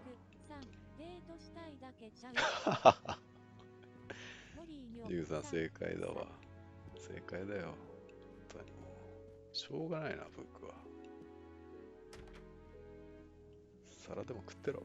Not now! Not now! I have a dinner to prepare. Would you interrupt Michelangelo or Da Vinci? なかなか気が利いたこと言うじゃん。あなたはミケランジェロやダヴィンチの邪魔をしますかと。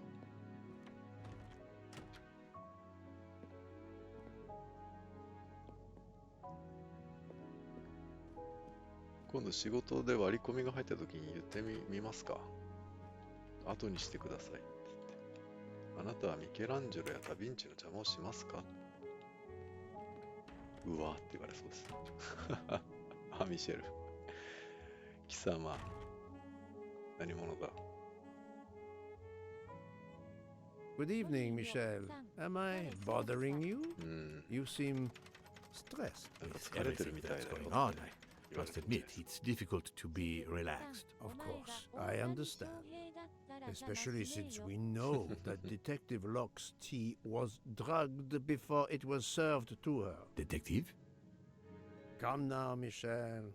Surely you would have taken the opportunity to search her things and found her badge. Luckily, she woke up and was finally able to tell us her story. Hotaru boiled the water, Jean made the tea. I just brought it. Sir, it could have been any of the staff. Your defense is to accuse others?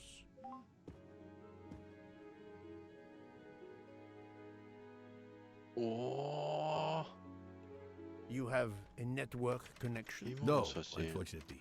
It's just an automatic reminder to pay my rent. I always forget and my landlord complains. Pierre Michel had to be involved in the murder. The drugged tea, his post at the end of the hall, and now I know why I know more than one of those people on the screen.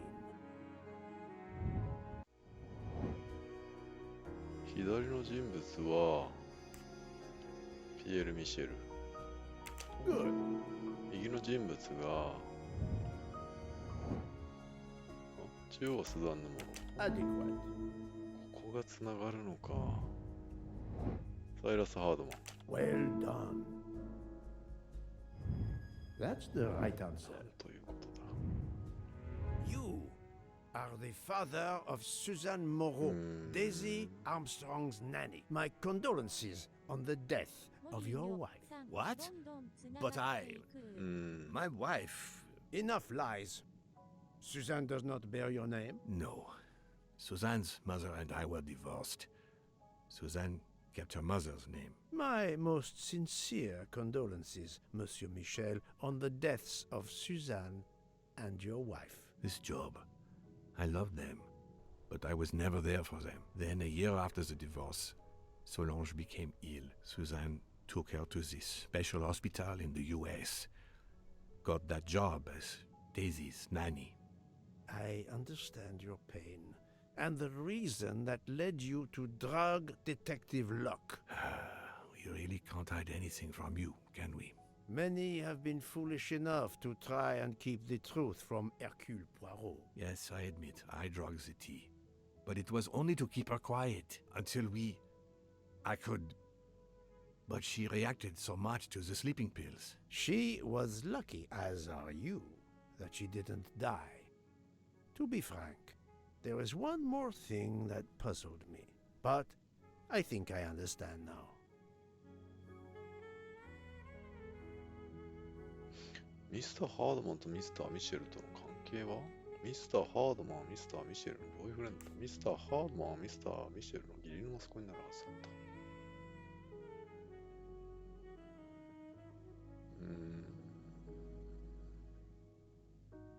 まあ。スザンヌとハードマン、ね。Monsieur Hardman was Suzanne's fiancé. Huh. I have the impression my whole life to you is an open book. Yes, Cyrus was my daughter's fiancé. I almost consider Cyrus as my own son. Of course, much more is clear now. I have been patient long enough. It is time to go and see what all the commotion is next door.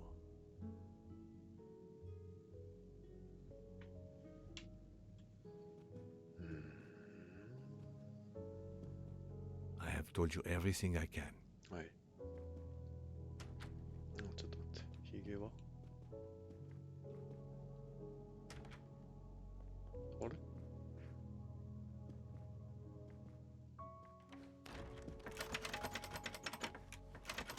Monsieur Hardman, excellent. The gods who watch over detectives must have trapped you here. Why didn't they watch over me? I'm a detective too. I was talking to Michelle about a leaky faucet, and I wanted to go out, but you showed up. No need to invent some preposterous story. But really, Michelle has told me everything. You are the fiancé of Suzanne Moreau, his daughter. Oh. I see. Surely this is not a big surprise to you. No. Suzanne was the only woman I ever loved. And I failed her. We got into a spat. It was nothing, but I was too proud to apologize. We weren't speaking at all. Suzanne never really cared for that guy, Noah. She would have forgiven me. If only... If only... If only. A common refrain between lovers who quarrel. Obviously, Pierre Michel and Fräulein Schmidt both drank Detective Locke's tea, causing the overdose. No wonder she had so much trouble waking up. Time to report my findings to her and book. ヒゲ持ってないか？君。ハードマンさん。シェフズキッス。ウルティメイトエディション DVD か Be Delicious 仕事熱心だなホタルかヒゲよし Come to Poirot, my exquisitely sculpted friend 301と302はつながってるんですねモリーニョさんヒゲあったヒゲありましたありがとうございます廊下というか通路ねこっちから出られない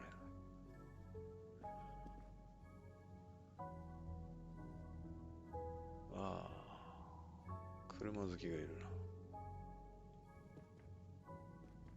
そうか彼も怪しいんだな怪しいというか、まあ、何か関係があるんだよなポスカリ氏だったっけ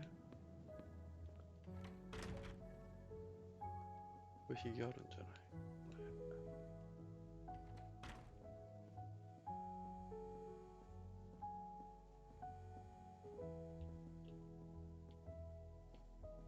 ヒゲ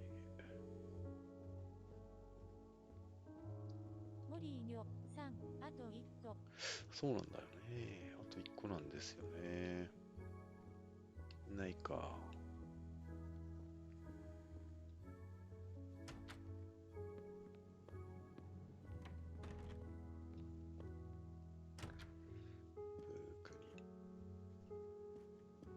ブークに報告をしよう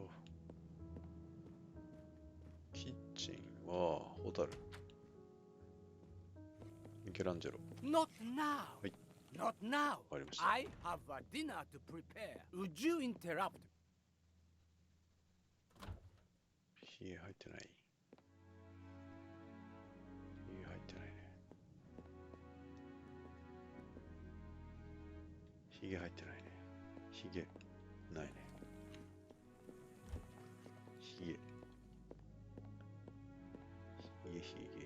お、ヒゲあるわ。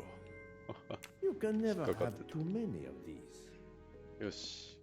ブック。モリーニョさん、よかった。モリーニョさん、ナイス。ありがとうございます。報告だ。ブック。So, my friend, tell me, you have something new? 睡眠薬の話からまずしようか。 Mademoiselle, look. I know who drugged you. Fräulein Schmidt and our conductor, Pierre Michel, both admitted putting sleeping pills into your tea. This explains your overdose. They are relieved you are recovering. Michel drugged a passenger? On behalf of the company, I offer my apologies to you, Mademoiselle Locke. Michel will answer for this outrage.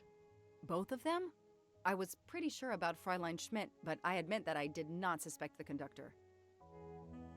I have uncovered multiple connections with the Armstrong case. Pierre Michel is the father of Suzanne Moreau, little Daisy's nanny, and Monsieur Hardman was Suzanne's fiancé. As for Hildegard Schmidt, she was the cook of the Armstrong family. What a coincidence, don't you think? But it's incredible!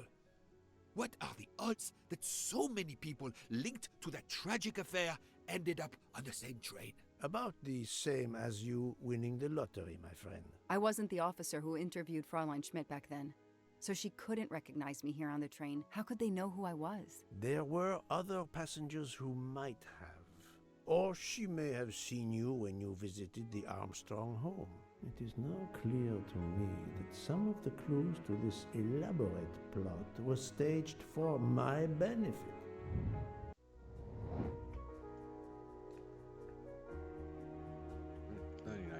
なぜそう思わせようとしたのか。ビンコブツィで列車に殺人犯が乗り込み、ラチェットを殺し、すぐに降りていった。ビンコブツィで列車に殺人犯が乗り込み、ラチェットを殺したかまだ車内にいる。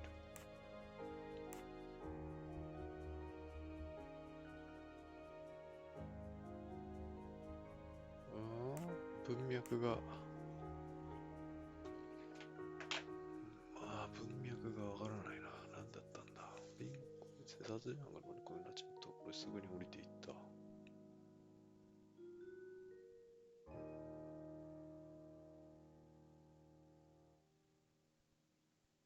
メスリード。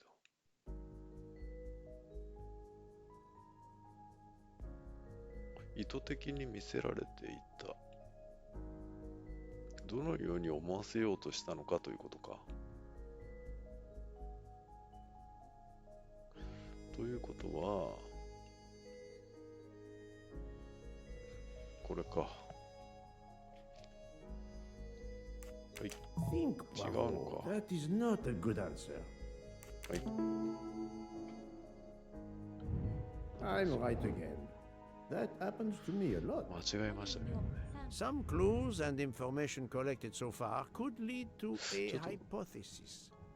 The murderer boarded the train in Vinkovsky, killed Ratchet, and then left the train immediately. How did you come to that possibility? Monsieur Hardman told me about a short man with a high-pitched voice who threatened Ratchet. Imagine for a moment that this man, wearing a wagon-lit conductor's jacket, killed him while Michel was on the platform at Vinkovsky. This murderer then hid the conductor's jacket in Detective Locke's room, then fled before the train left. Why choose Detective Locke's room? Why, indeed. Let me re-explain from the beginning. 殺人犯が列車に乗り込み車掌になりすました。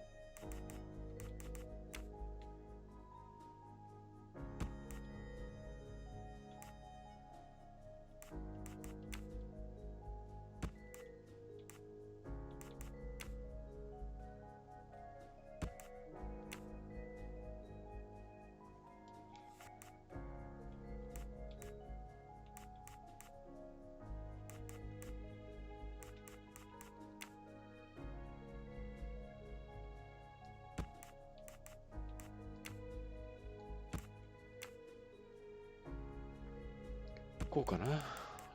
止まります、乗り込みます、殺します、隠します、脱ぎます、出ます、発射します。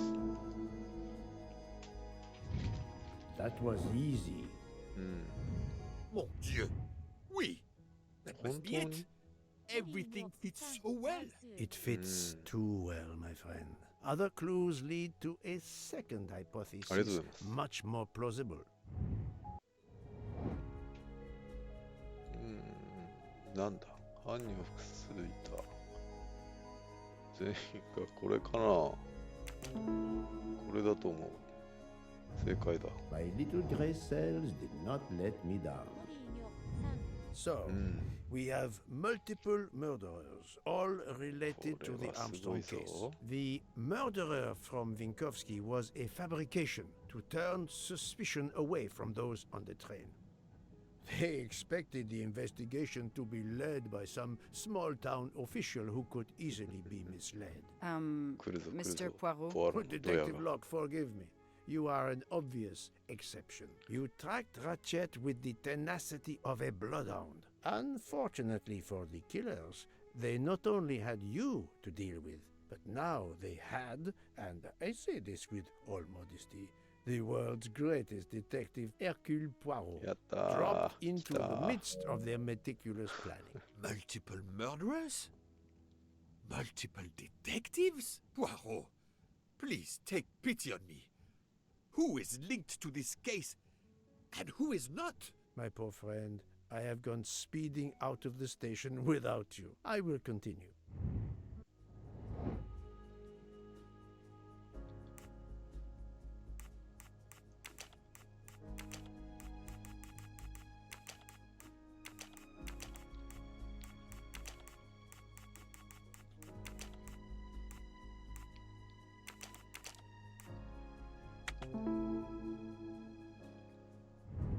I'm right again. That happens to me a lot. Fräulein Schmidt, Pierre Michel, Monsieur Hardman, and Monsieur McQueen are all linked to the Armstrong case. I also know that Sonia Armstrong's sister and godmother, Countess Andreni and Princess Dragomirov, are on this train. And finally, Detective Locke discovered that Mr. Foscarelli was the Armstrong chauffeur. If we add Detective Locke and Ratchet, of the 12 passengers in that coach, 9 have a connection with the Armstrong case. What next, Poirot? Or should I say, who next? It is time to summon everyone. Everyone? Even Dr. Constantine? The train crew other than Michel? Dr. Constantine, yes. I will need him. But we don't want the others as witnesses. I will see that their duties keep them occupied elsewhere. Excellent. I have always thought this moment in a case is much like Rodin unveiling the thinker before a captivated audience. A work of art. Have you not felt that way, Detective? No, Mr. Poirot. I'm happy just to slap the cuffs on him. Well, there is some artistry in that as well, I suppose. Where would you like the unveiling, Poirot? The lounge? Perfect. Then I will gather all the passengers in the lounge. これはもう終盤なのかもしれないですね。今日5回目？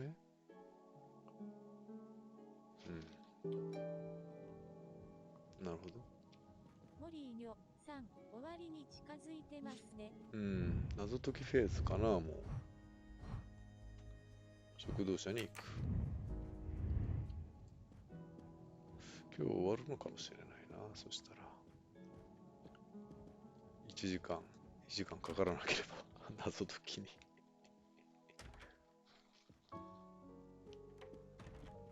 モリーニョさん、草。あれはね、ちょっと。フォーシェ。Can I get you something, Monsieur Poirot? Everyone is so tense. An aperitif soon, Monsieur Fauchet, with pleasure. そうですね。When the matter is resolved. 春雪テレトロチカでいうゲームではトラウマになりましたけどね。全員の前で推理を披露して辻褄の合わないことを言ってみんなにボコボコのボコにされるっていうね。ああ、怖い怖い。笑われる草。そうそうそうそう、何言ってんだっつって。指さして笑われる。Monsieur Book, are the train crew locked in their quarters? Yes, they are. Then the stage is set for the final act. Ladies and gentlemen, I have gathered you together to hear my reconstruction of the murder of Samuel Edward Ratchet, also known as Cassetti. There is not one, but two possible solutions of the crime. I shall put them both before you, and I shall ask Monsieur Book and Dr. Constantine here to judge which solution is the correct one. Two solutions? Mr. Poirot, I am hardly qualified. Nevertheless, your assistance is required. Now, you all know the facts of the case. Ratchet was found stabbed to death this morning. He was last known to be alive at 12:37 a.m. last night, when he spoke to the wagon-lit conductor through the door. His watch was found to be badly dented, and it had stopped at 1:15. Dr. Constantine, who examined the body, puts the time of death as having occurred between midnight and 2 in the morning. At half an hour after midnight, as you all know, the train ran into a snowdrift. After that time, it was impossible for anyone to leave the train. So, here is my first theory. The enemy, as Ratchet expected, joined the train at Vinkovsky by the door left open by Captain Arbuthnot and Monsieur McQueen, who had just descended to the platform. He was equipped with a wagon-lit jacket, which he wore over his ordinary clothes, and a pass key which enabled him to gain access to Ratchet's compartment in spite of the doors being locked. Ratchet was under the influence of a sleeping draught. This man stabbed him with great ferocity, 12 wounds in all. He left the compartment through the communicating door to Madame Hubbard's compartment. Yes, that's so. Scared me half out of my wits. The murderer thrust the dagger he had used into Mrs. Hubbard's handbag in passing. Without knowing it, he lost a button of his uniform. Then he slipped out of the compartment and along the corridor. He put the uniform jacket into Detective Locke's suitcase to cast suspicion on her. And a few minutes later, dressed in his ordinary clothes, he left the train just before it started off again, using the same means for egress, the door near the dining car.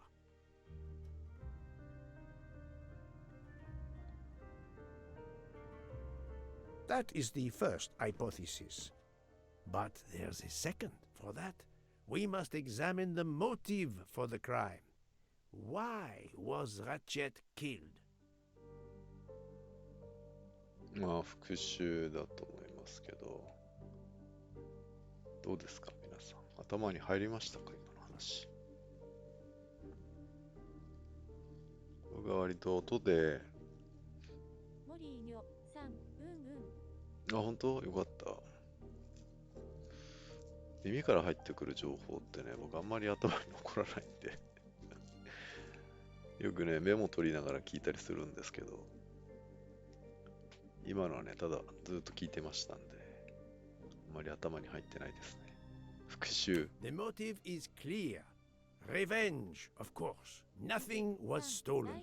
And we know that Ratchet had made many enemies. This was a premeditated crime, meticulously planned. ああ、ミスリードの話ってことですかね。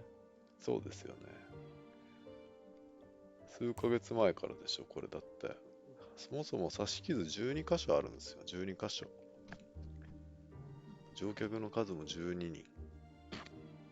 全員が一刺ししたとしかちょっと思えないバイアスかかってる。数ヶ月前からじゃないか。Since the kidnapping and death of little Daisy Armstrong, which traumatized many people close to the family, even when the police concluded that it was Suzanne Moreau, questions remained. Detective Locke continued her investigation, as did others. They became convinced the truth lay elsewhere. We now know who the real murderer of Daisy is. デイジーを殺したのはラチェットです。これ今でも乗客リスト見られないんだな。12人って言ったらごめんなさい、間違いかもしれない。 It is clear now that Daisy's killer was Ratchet, also known as Cassetti and Michael Clark and how many other names. But of course, many of you have known this for a long time. It is obvious that the 12 stab wounds are not a random number. Dr. Constantine's analysis revealed that some stab wounds appeared to have been caused by a right-handed attacker. Others indicated the knife wielder was left-handed. Some wounds were deep, more than one fatal, yet others were not much more than mere scratches. What can explain these discrepancies? This leads us to an obvious conclusion. They are symbolic. えそっちか。デイジーの年齢、米国での陪審員の人数。デイジーもっと幼くなかったかな。ちょっと調べようか。米国の陪審員の数。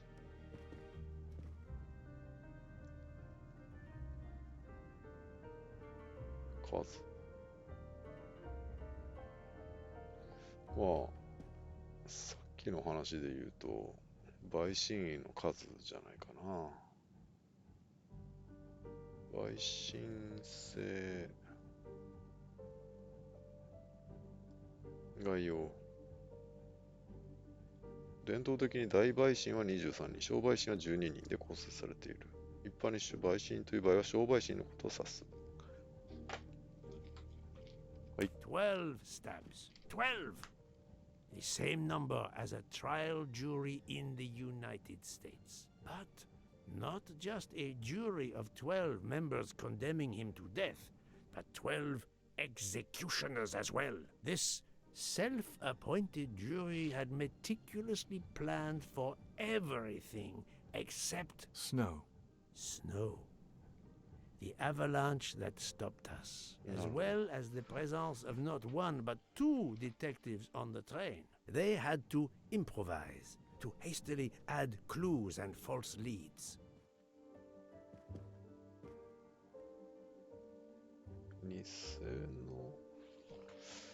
The time on Ratchet's broken watch was deliberately set to conceal the true time of the crime.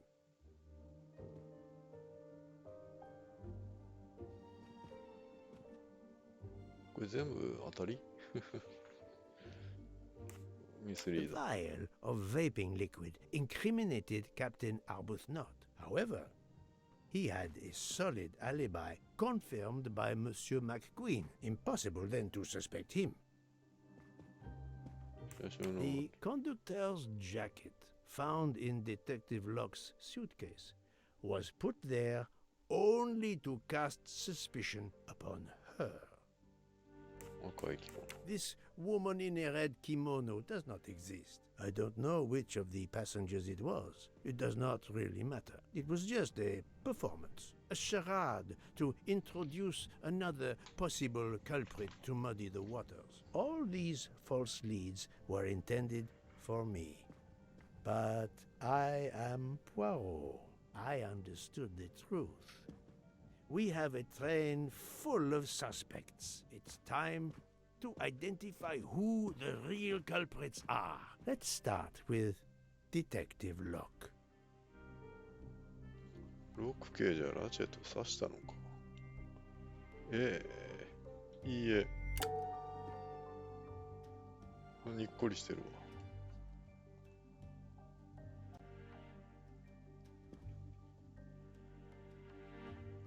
モリーニョさん、笑顔。彼女は薬をもらわれた。Planting the conductor's jacket in her suitcase was an attempt to implicate Detective Locke, but she couldn't fake her drugged condition.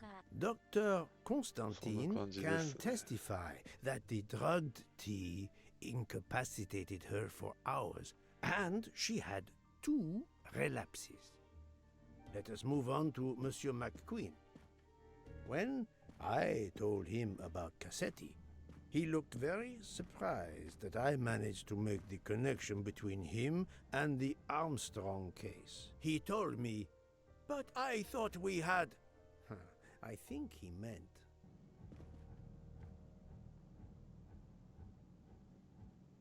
聞いてなかったな。私たちは手がかりは全部隠滅したと思ったのに。犯人はもう捕まったと思ったのに。私たちはどういう意味か。今何の話してました？いつの話をしてたんだ？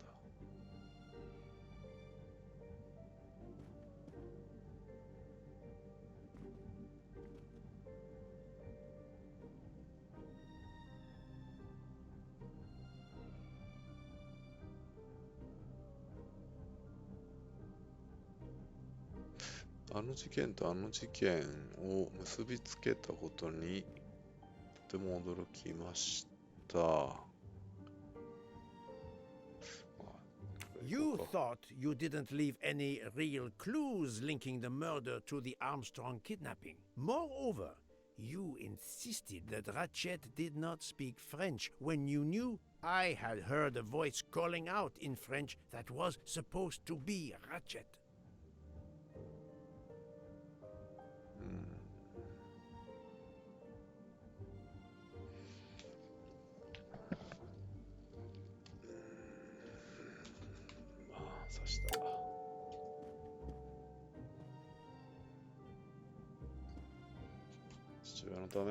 You took some pleasure in leaving me false clues, I think.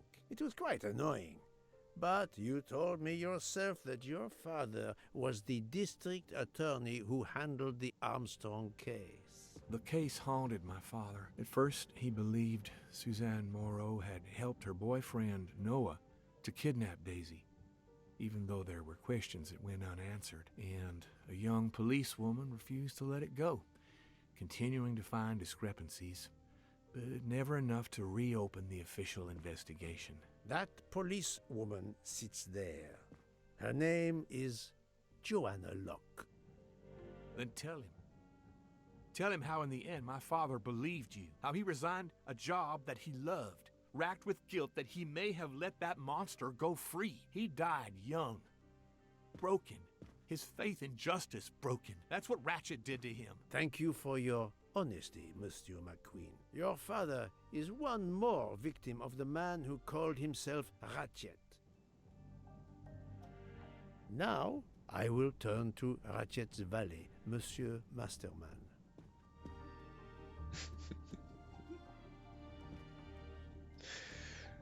この人は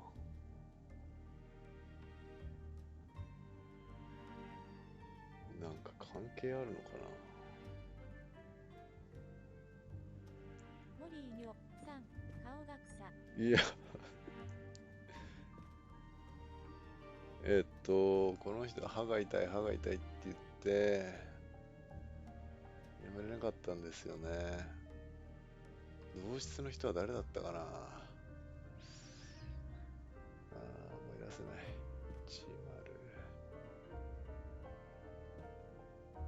ジグさん、へ、刺してへんけど。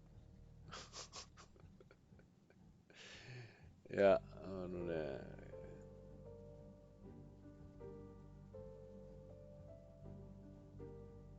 どうなんでしょうね。いや、もう差し顔ですよ。差し顔。なんだっけな、誰と同室だったんだっけな、思い出せないな。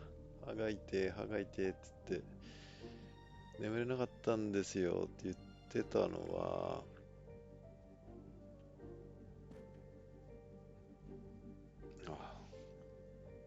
ノート見返す？ノートブック。ポアロ記憶力良すぎる。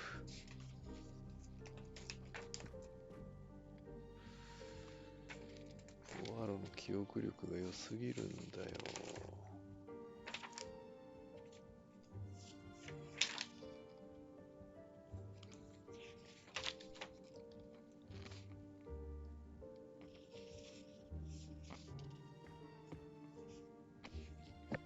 マスターマン。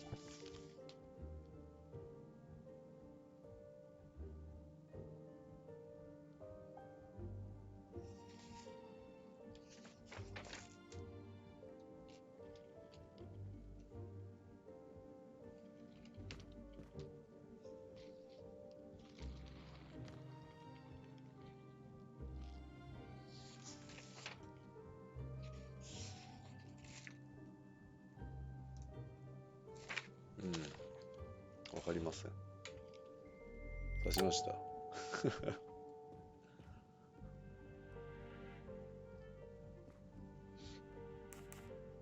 Ratchet sensed danger close to him and naturally wanted to stay awake. You gave him sleeping pills without his knowledge. Once he was sound asleep, you could do what you had to do in peace. Sir, I'll tell you the truth. I was Colonel Armstrong's adjutant in the war, sir, and afterwards, I was his valet in New York. I'm afraid I concealed the fact this morning. It was very wrong of me, sir, but I knew how suspicious it would look. Is that all you have to say? That's all, sir. Now, to leave no suspicious stone unturned, let us move on to Monsieur Book. What? Me? A suspicious stone?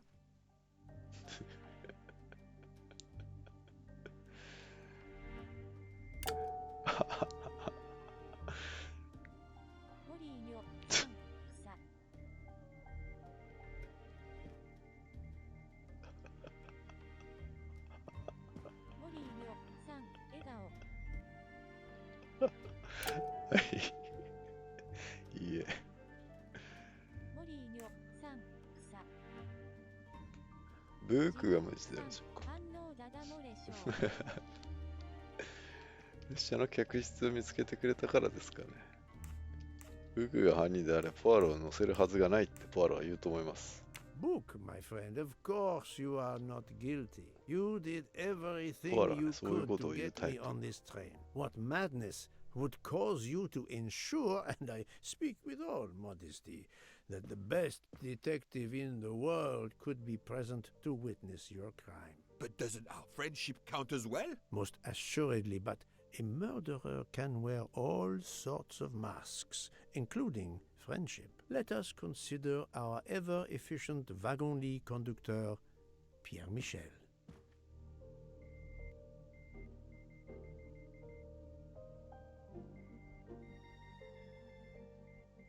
口角がちょっと上がる。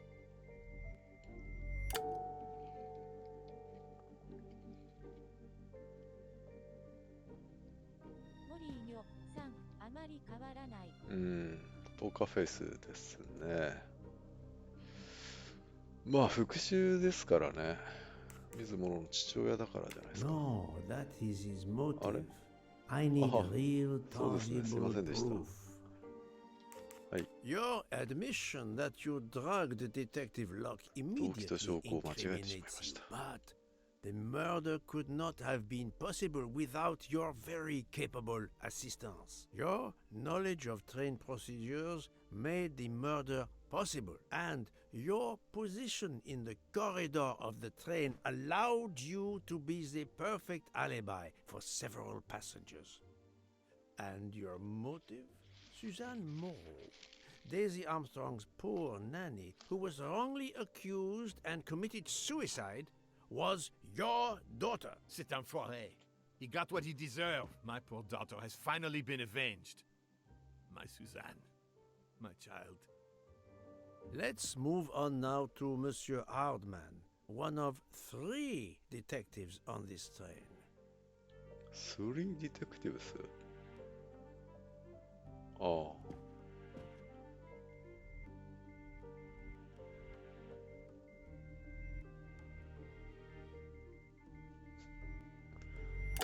まあ、刺すよね。刺すだろう。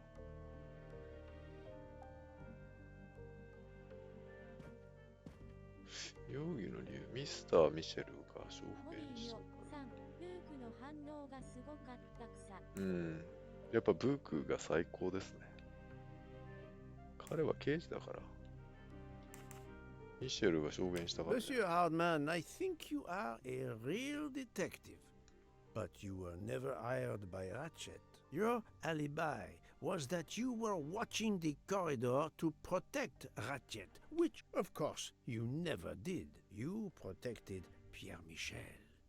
However, we just saw that his alibi doesn't hold up, so neither does yours. I don't know about the conductor. Being Suzanne's fiancé, you had a substantial motive to punish Ratchet. You used your detective skills, just as Detective Locke did, to hunt him down and finally avenge the death of your beloved.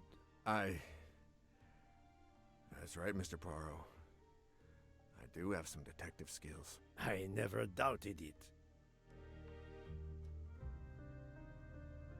Now, Fraulein Schmidt, the lady's maid with the soul of a cook. これ今何人目だ？ちょっとごめんなさいね。わからなくなってしまったな。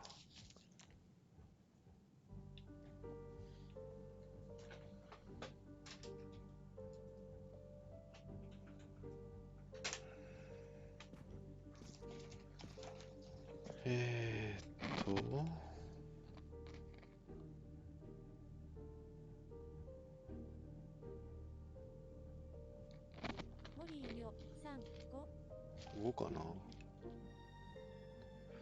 サイラス、ピエール、ミシェルか。ミシェル、ハードマンでしょ。で、息子。で、軍事補佐。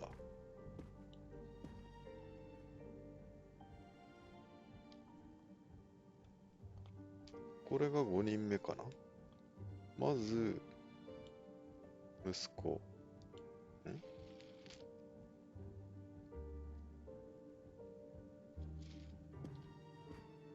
軍事補佐、ミシェル、サイラス。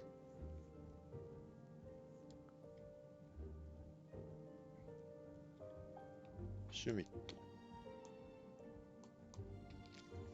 5かな。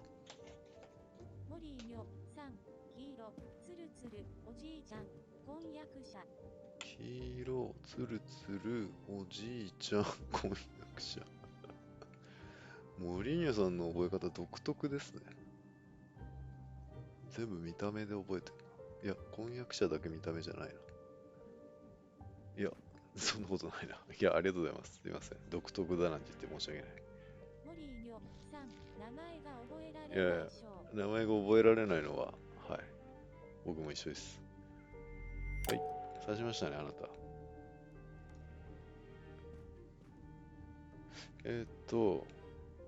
薬を持ったから。Fraulein Schmidt, you told me of your remorse for drugging Detective Locke. I believe you are sincere. However, as the cook of the Armstrong family, you experienced the drama from within. The death of Daisy, then Sonia Armstrong, who died in childbirth, and finally, Suzanne and John Armstrong. So much misfortune in that poor family. The death of this criminal is only justice. Let us move on to Countess Andreni. I was impressed by the earnestness of her husband when he swore to me solemnly on his honor that his wife never left her compartment that night. Should I believe it? まあ、刺しましたね。刺してないわけがない。はい。Even if it seems logical, it's more complicated than that. I believe Countess Andreni. 違った。じゃあ代理で刺した。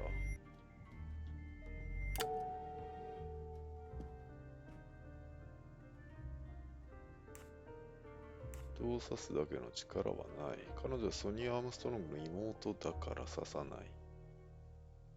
道徳上人を刺すことはできない。ちょっと旦那さんが落ち着きがないですね。代わりに刺したのか、じゃあ。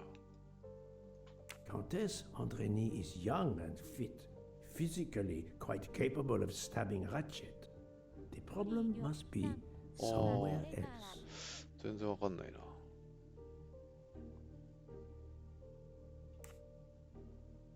道徳上人を刺すことはできない。へ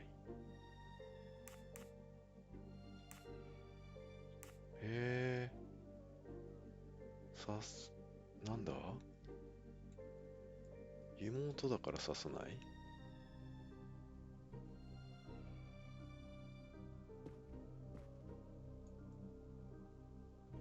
道徳上人を刺すことはできない。道徳上人を刺すことはできない。妹だから刺しますよね。素直に考えると妹だから刺すと思うんですよね。だから道徳の問題で刺せない。Countess Andreni, being Sonia Armstrong's sister, you had every reason in the world to want to avenge her. But you were incapable of stabbing someone, even after what he had done to you and your family. The night of the crime, you simply took a sleeping pill. I appreciate the irony that nearby, Detective Locke was also in a drugged sleep. When you awoke, you thought the nightmare was over. Rudolph? Hush, my love. Hush. Excellent transition. I was coming to you, Count Andreni. この人が刺したのか？ 12 people, a jury. This was very important to all of you. If Countess Andreni did not stab Ratchet, someone had to take her place. And you, Count, the beloved husband. I've seen how fiercely you love and protect your wife. Enough! I would do anything for Helena. Anything. Even that. Yes, even that. Let's move on to Monsieur Foscarelli.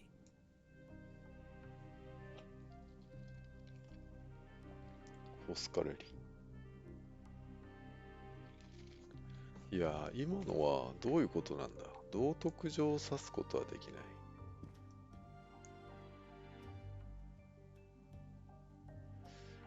なんでだまあいいか。ミスター・フォスカレリはラチェットを刺したのか。ジグさん、翻訳の問題なんですかね。道徳。いや、どうなんでしょうね。モリーニョさん、道徳とは？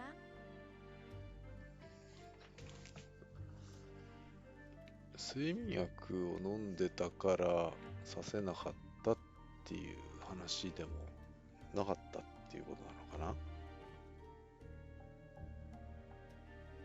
ミスター・ホスカレリはラチェット刺したのか。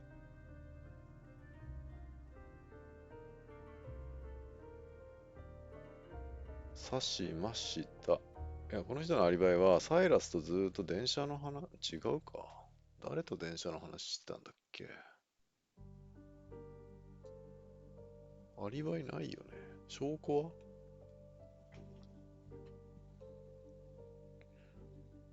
アリバイ嘘ついたっていうところで行く？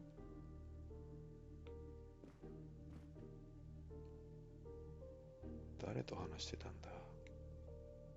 思い出せない。行こう。もう刺した。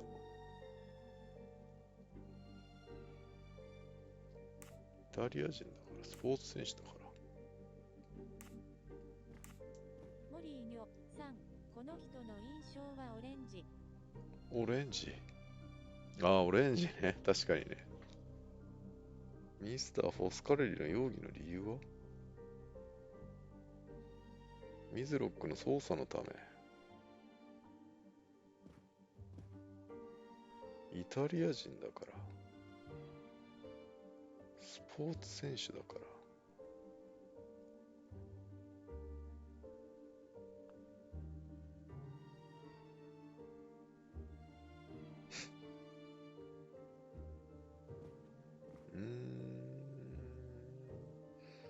アームストロング家の元ドライバーで、元レーサーで、今は車の会社の広報担当。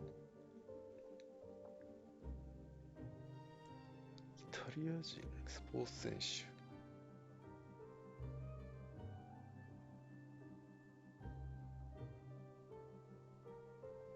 タリア人。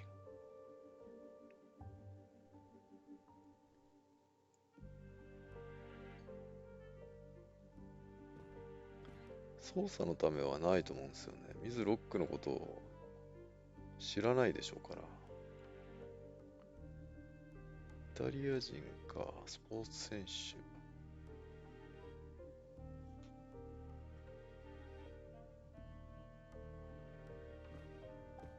モリーニョさん、関係性がわからない。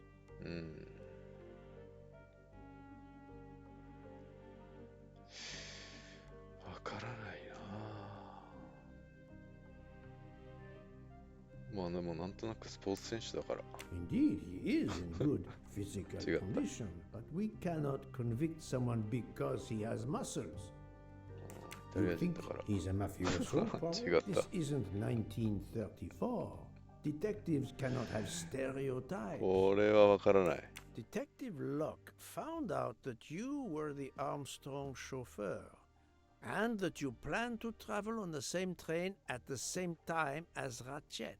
That is what made her decide to obtain a ticket as well. Unfortunately, she could not prevent the murder. Have you lost your tongue, Mr. Foscarelli? Oh, Daisy. She was the delight of the house. Tonio, she called me. And she would sit in the car and pretend to drive me. And you, Mademoiselle Olson, a champion for the immigrants, a worthy calling.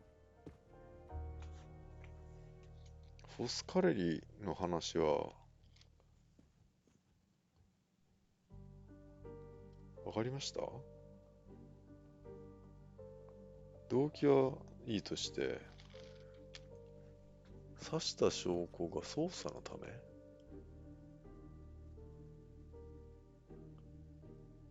同情することにした？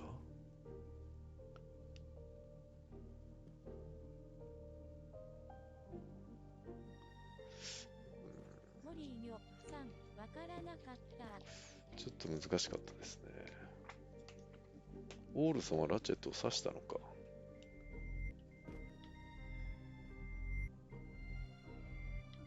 この人はもう覚えてねえな。ジグさん、サンドウィッチマン、ちょっと何言ってるかわからない。ちょっと何言ってるかわかんないですね。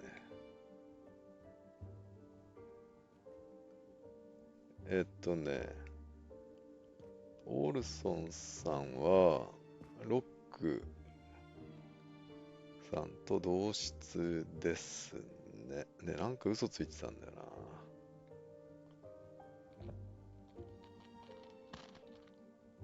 な。何かの嘘をついていた。一切起きません。違うわ。あの人だ、あの人。英語教師の人と同室で一切起きませんでしたっていう嘘をついたと。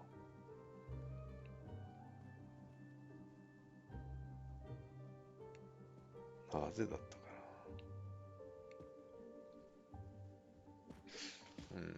な。わからない。からない。わからないが。わからないが刺した。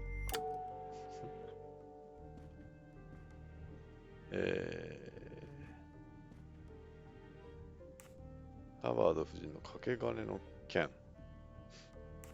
Mademoiselle Olsen, you supported Madame Hubbard's story about her connecting door latch, a story that I later demonstrated to be impossible. So, you deliberately lied to me, and you also lied about Mademoiselle Debenham's whereabouts.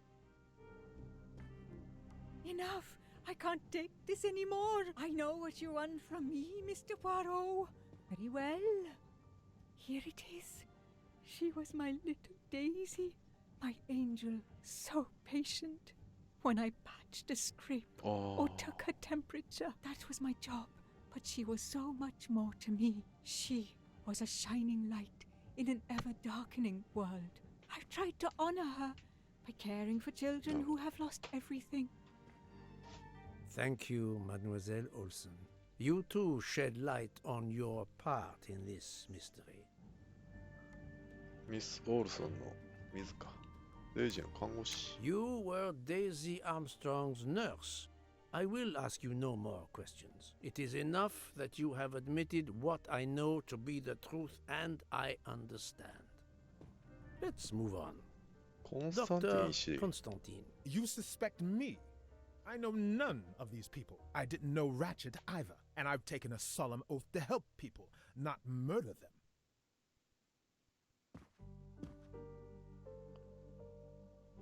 Eh? マジですか。どうなんだ。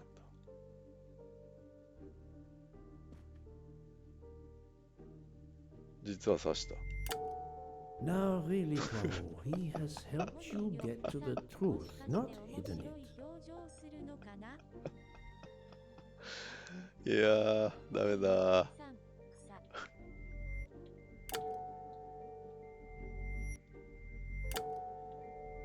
まあ、ちょっとブークには勝てないですね。刺してません。捜査を手伝ったからかな。ブークの証言があるから。捜査を手伝ったから。ブークの証言があるから。医者だから。捜査を手伝ったから。Dr. Constantine was certainly helpful to my investigation, but that does not prove he is innocent. You are one of the few people in this room not to have any connection with the Armstrong case. Moreover, your alibi is confirmed by Monsieur Bouc, whom I would trust with my life. That is very kindly said, my friend. We now come to Mademoiselle Debenham and Captain Arbuthnot, whose relationship was not in doubt from the moment I inspected your room at the hotel. You have a bloody nerve. Indeed, I do. We're getting married. Congratulations. But I would rather talk about your relationship to John Armstrong. アーバスの伝えたジョン・アームストロングを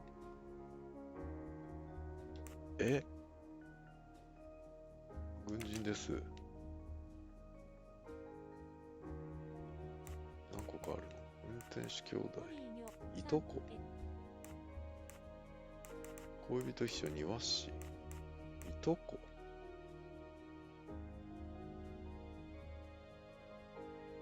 ミスター・アーバスノットとジョン・アームストロング関係。軍人。あ、びっくりした。Voilà. Captain Arbuthnot, you served in the army with John Armstrong. What I don't understand is why a man your age is still a captain. One might expect you to be a colonel as well. Ever fought in a war, Poirot? It was war that first brought me to England. Then you know what it's like. There's a shattering sound, and death, and mistakes, acting on intelligence that proved to be wrong. I sent a patrol to their death. Good men, brave men, wasted. John testified on my behalf at a court-martial. I'm not a colonel. I don't deserve to be, you bloody fool. But I'm also not in prison. John remained my best friend until... There, you have my story. Understand now? Archie, calm down, please. You're right, Mary. What you see in me, I don't understand. Oh, Archie, I see in you what John saw. Miss Debenham, I'm sorry. My turn, is it? I'm afraid so. And you have caused me quite a puzzlement. Your connection with the Armstrong family was not obvious. Then I remembered the job you currently hold.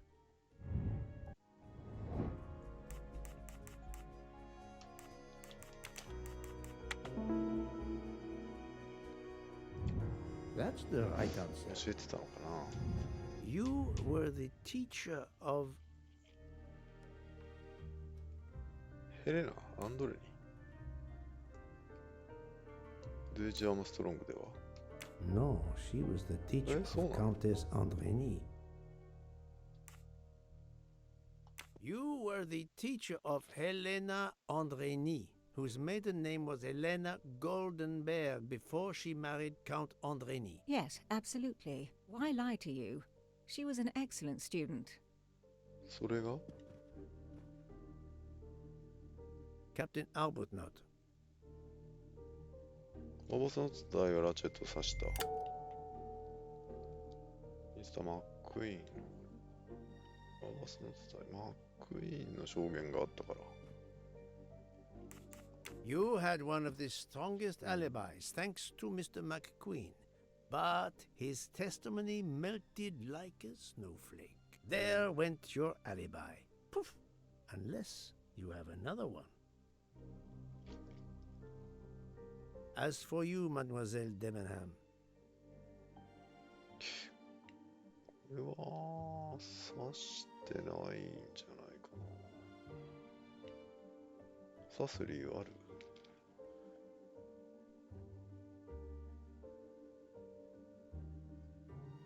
刺す理由ないんじゃない？ I do not think that's the right answer.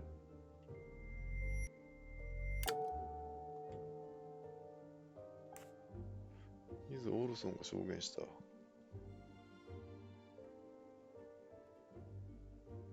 スタンブール駅での発言。まあ、オールソンはもう。Mademoiselle Olsen was the only one who could confirm your alibi. I think you know where you stand. Very good, Mr. Poirot. Are you satisfied? I will be soon. Now I must turn to Sonia Armstrong's godmother, Princess Dragomirov.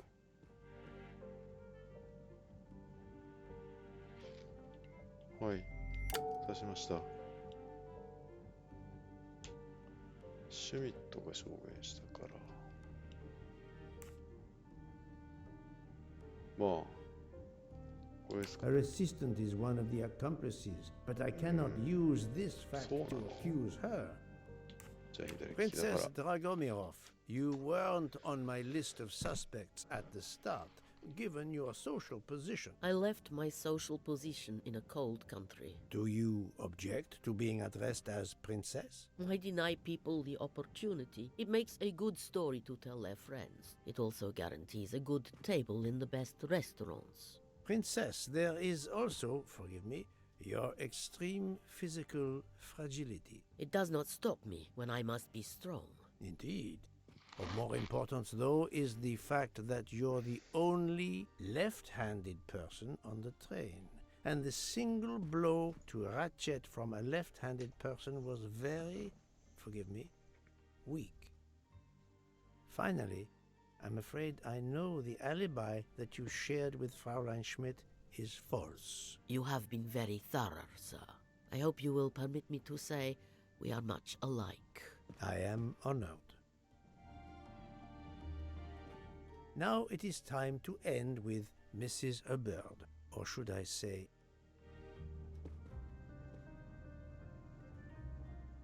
Linda Arden って誰だっけ?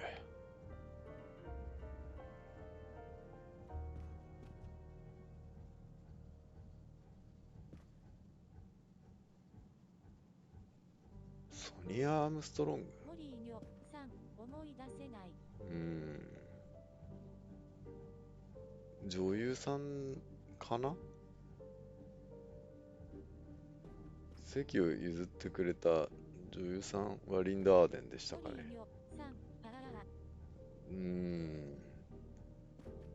しかし、これを見てください。ソニア・アームストロングって言ってますよ。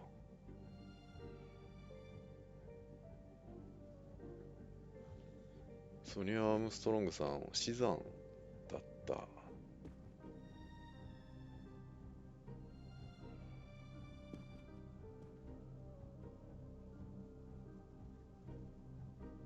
4年前の話でしょ。モリーニョさん、死産って言ってましたけど。年齢もなんか合わない気がしますね。ソニア・アームストロングとはね。モリーニョさん、年齢もね。リンダ・アーデン。Linda Arden. If Princess Dragomirov hadn't told me about her relationship with this famous actress, I might not have made the connection. But you are a great actress, madame. Your performance as a flighty, self-involved woman was superb. I never would have guessed something entirely different. As for what ties you to the Armstrong family, it is obvious.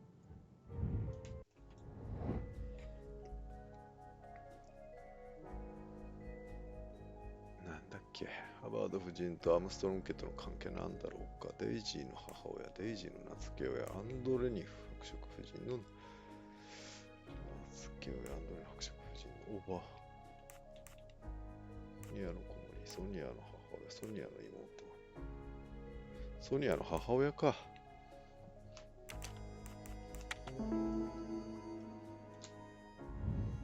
That was easy. Mrs. Hubbard, you are the mother of Sonia Armstrong and Mrs. Andreni. これは当然指しましたね。ハバード夫人の容疑の理由は、ラチェットの掛け金を隠した洗面用具入れ。これじゃないですか。Madame Hubbard, you really are a remarkable actress. You put so much effort into your character and into staging the murder. I saw it as a perfect mosaic, each person playing his or her allotted part. So carefully arranged that if suspicion should fall on any one person, the evidence of one or more of the others would clear the accused person and confuse the issue. Everything was meticulously planned. But you hadn't expected that Detective Locke and I would be on this train, and the avalanche would block it on the night of the murder. You had to improvise. But again, improvisation would be another of your skills as an actress. So you came up with the story that the latch on the door that communicated with Ratchet's compartment was hidden by the handbag. I always fancied myself in comedy parts. That slip about the sponge bag was silly. Shows you should always rehearse properly. You know all about it, Mr. Poirot. You're a very wonderful man, but even you can't quite imagine what it was like. That awful day. I was just crazy with grief. So were the servants. We decided then and there that the sentence of death that Ratchet had escaped had got to be carried out. There were 12 of us, or rather 11. Suzanne's father was over in France, of course. First we thought we'd draw lots as to who should do it, but in the end we decided on this way. It was the driver, Antonio, who suggested it. Mary worked out all the details later with Hector McQueen. It took a long time to perfect our plan. We first had to track Ratchet down. Hardman managed that in the end. Then we had to try and get Edward and Hector into his employment. Well, we managed that. Then we had a consultation with Suzanne's father. Captain Arbuthnot was very keen on having 12 of us. He seemed to think it made it more orderly. He didn't like the stabbing idea much. But he agreed that it did solve most of our difficulties. Well, Suzanne's father was willing. Suzanne had been his only child. We knew from Hector that Ratchet would be coming back from the east sooner or later, by the Orient Express. With Pierre Michel actually working on that train, the chance was too good to be missed. My daughter's husband had to know, of course, and he insisted on coming on the train with her. Hector wrangled it so that Ratchet selected the right day for traveling when Michel would be on duty. And then, at the last minute, you came. For the rest of the story, you worked out everything, Mr. Poirot. You were right about all of us. What are you going to do about it? If it must all come out, can't you lay the blame upon me, and me only? I would have stabbed that man 12 times willingly. It wasn't only that he was responsible for my daughter's death, and her child's, and that of the other child who might have been alive and happy now. It was more than that. There had been other children kidnapped before Daisy, and there might be others in the future. Society had condemned him. We were only carrying out the sentence, but it's unnecessary to bring all these others into it, all these good, faithful souls. You are a director of the company, Monsieur Bouc. What do you say?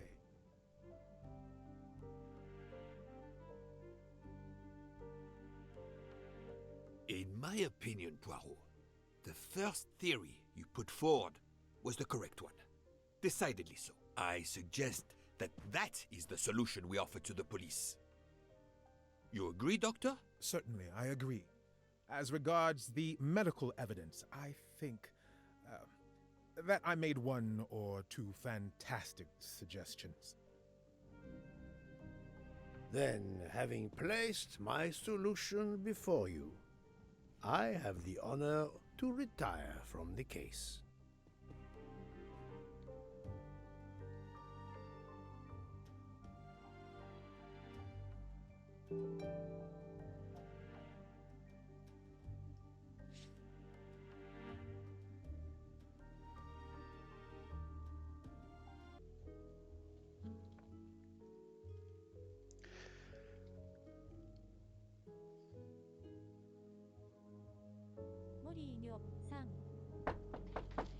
いやー、お疲れさんでした。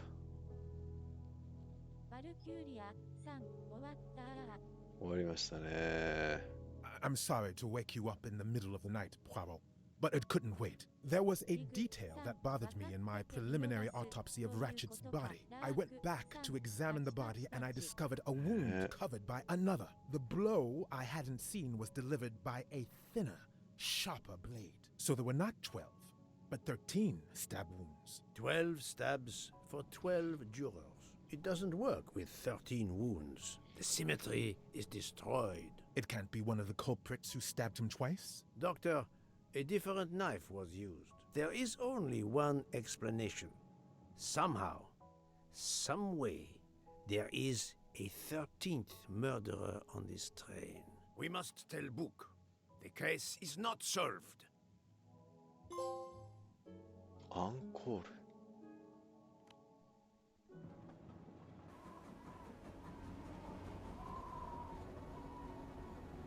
ジグさん、並んだって。ホリーニョさん、ダークさん、むむむ。 Please come in. Ah, Bouc. I see we are moving at last. Yes. The way was finally cleared while we slept. ああ、そういえば If all 動き goes 出して well, る。we will arrive in Venice this evening. The train will be there for several hours for refueling and reprovisioning. What do we do with the 13th murderer? Do you have a lead? I thought about it. There is one clue that was left aside in my investigation. The diary I found in Ratchet's safe mentioned an appointment in Venice. Someone with the initials A.W. He will never keep the appointment. But there should be enough time. I must try to keep that appointment for him.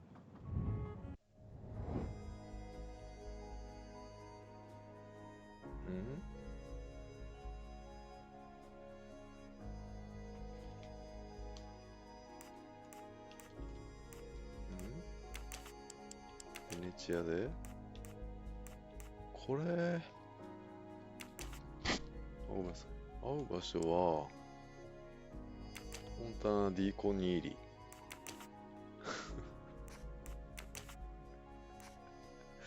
難しすぎませんこれ。手帳の写真撮ってればよかったのか。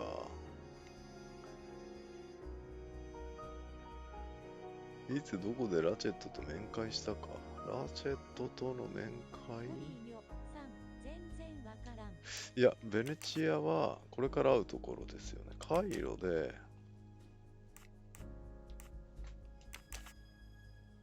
フォンタナディコン、いやもう全然わかんない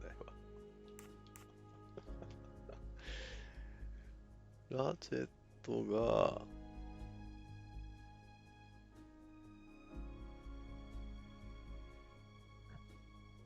16、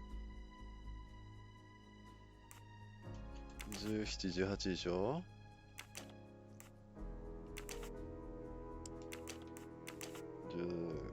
美容師って会う場所が美容師ってことはないでしょ。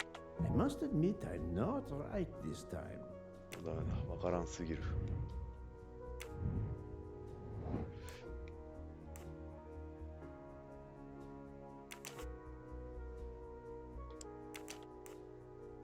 No, not good. いやー、もう使おう。わかりませんわ。ノーノーノーノー、ほんと、今誰かと会う予定だった。会う時間は10時だ。フォンタナ・ディ・コニーリが予約されて、あれ、ベニチアの話でよかったのか。すいません。ちょっと全然わからなくて。10時。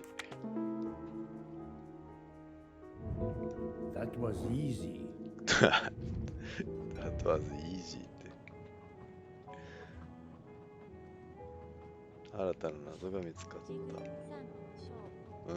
ヘイスティングス役を探す。ここでヘイスティングス君が出てくるのか。じゃあ、ちょっともう11時だけど、いけるのかな。やってみるか。これまだヒゲもあるんですか。ラチェットとの面会。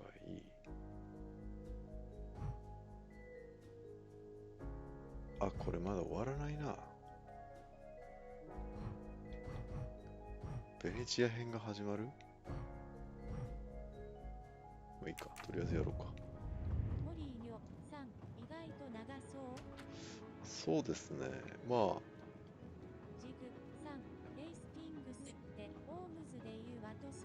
そうです。How would it look to the police if I asked a ワトソン役 suspected ですね。 murderer for help? ポアロではヘイスティングスですね。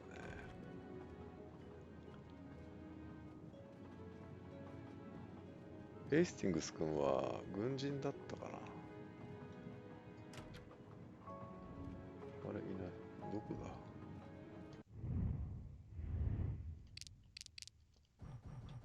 101いないということは、ヒゲがあ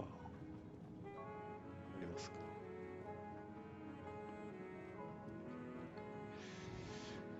I don't have time for small 知り talk. まない。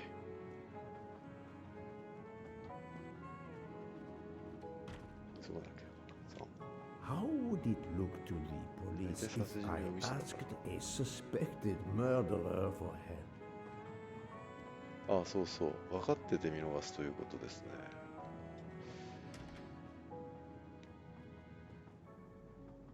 ね。ね。すごいですよね。バロはそういうタイプだったかな。201、202。3。開くのか。I think we should let Ratchet rest in peace.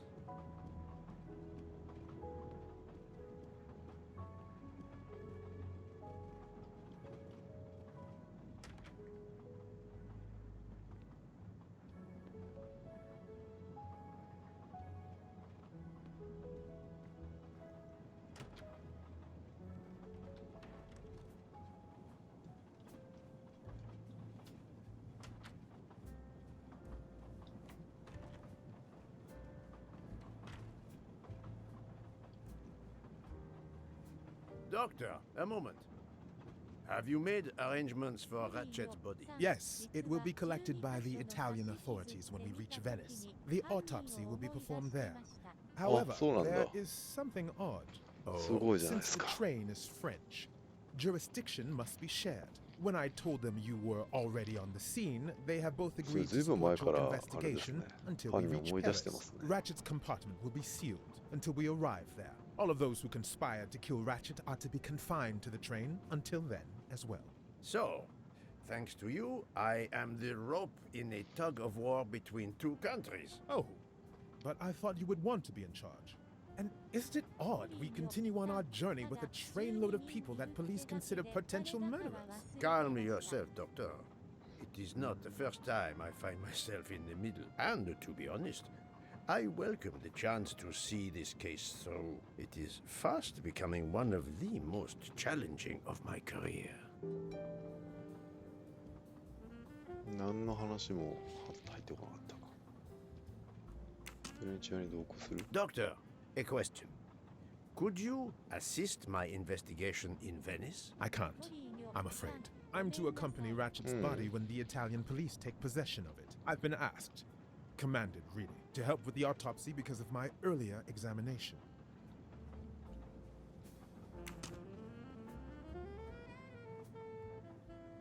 Would you be able to accompany me to Venice to follow a lead? I'm honored you asked me, my friend. I would have loved to help you. But I have to manage the situation here. I must make sure no one gets off the train in Venice and that Ratchet's body is transferred. So, my dear book, how does our journey progress? We are well on our way to Venice. All of our passengers are locked in their rooms by order of the authorities. I watch them when they want to stretch their legs. Like the captain there behind you. I see that you have the situation well in hand. 分かってて見逃さなかったみたいですね。きっちり通報してるっぽいですけど。いや、君は違う。刑事さん。あ、いたいたいた。Mademoiselle Locke, you are clearly an excellent police officer. Could you accompany me to Venice for an investigation into Ratchet's activities? There is much we still need to know. Well, yes, it would be an honor to work with you. And I'm glad you trust me. What do you have in mind? There was a notation in Ratchet's appointment book. He had an appointment. With who? There were only the initials A.W. They were to meet at 10 o'clock at the Fontana dei Conigli. I want to know who Ratchet was meeting and why. But you've already discovered the 12 conspirators. Why is this meeting important? Unfortunately, the case is not complete. Dr. Constantine has discovered the presence of a 13th stab wound. One of them could have stabbed him twice. The wound was made with another, finer blade. Why would one of them have used two knives? Did they want to confess they killed him more than the others? And if so, why bother to deny it when they have already confessed? No, it makes no sense. And I do not close a case until all questions have been answered. You, of all people, must understand this. You're right. I do understand. I'll help you. Thank you. Together, we will uncover the truth. We will arrive in a few hours. Take the opportunity to rest. I slept well last night. No more effects of the drug. Excellent. Then be prepared when we reach Venice. We have another mystery to solve.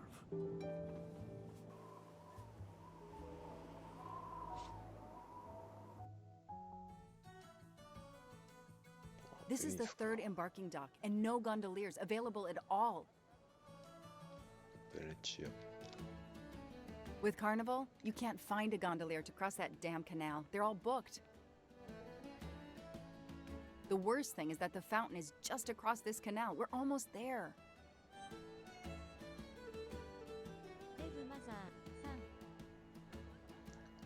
Rev さん、こんばんは。日本は夜です。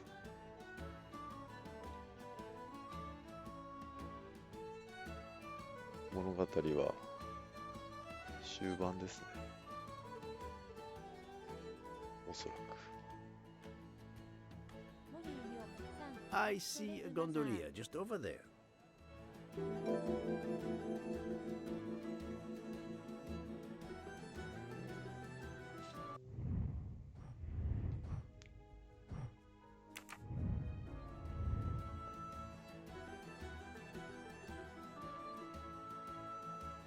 Every carnival, my friends and I mask, and every carnival, we lose one another.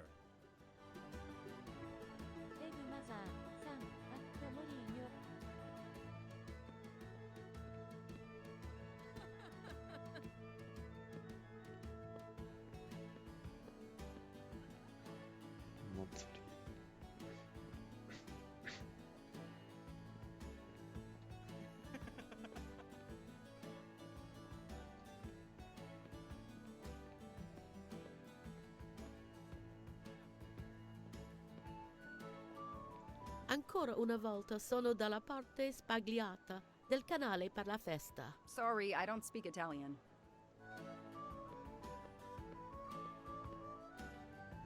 先導はどこにいるって？あ、これか。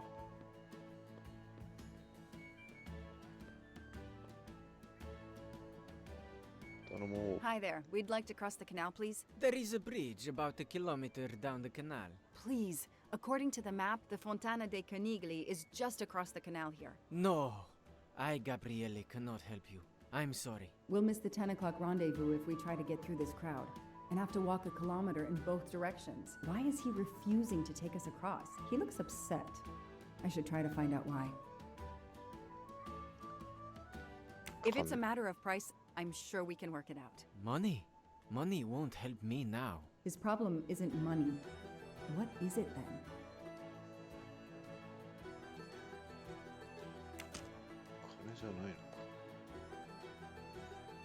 Bella Chiara, the beautiful Chiara. A beautiful name for a beautiful gondola.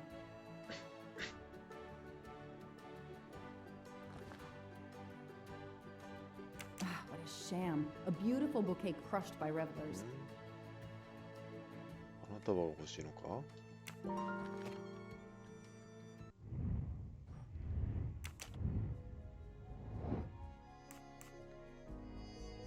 No, this isn't it. Think!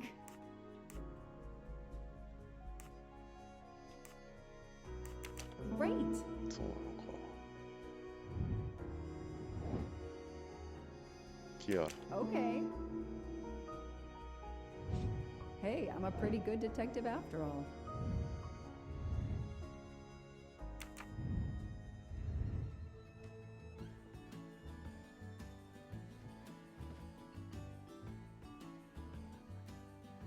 I'm sorry you had a fight with Chiara. What? How did you know? I'm a detective. I'd like to help, if I can. If you have a spare engagement ring, detective, I'll take it. Ah, I see. You lost the engagement ring you were planning to give Chiara? Lost? It is worse than that. I threw it away in the canal. I bitterly regret this gesture. I now find myself without a girlfriend and without a ring.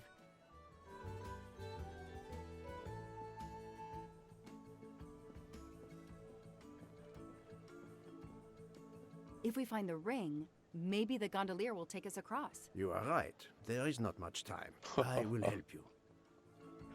すごいな。どうするんですか、ポアロさん。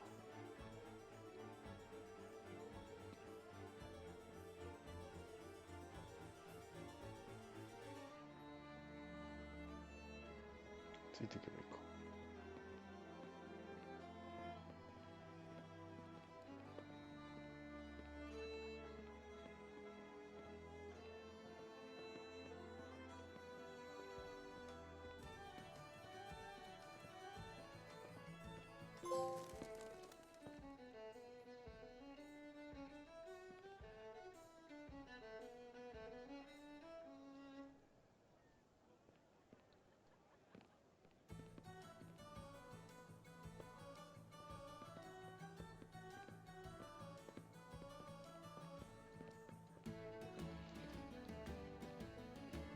そういうの気にしないタイプなんです。けない。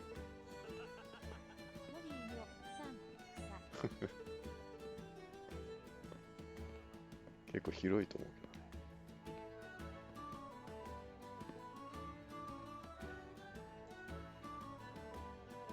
レストランテ。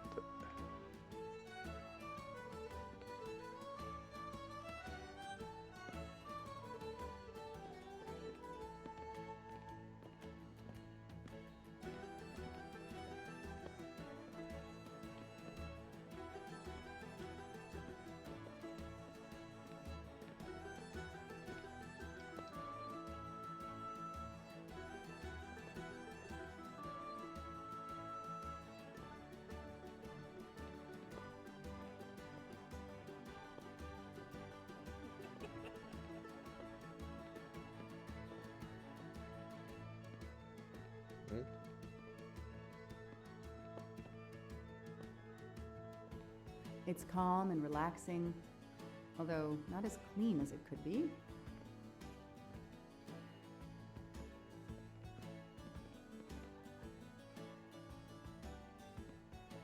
ちょっと待って、ポアロうろうろしてるだけもしかして。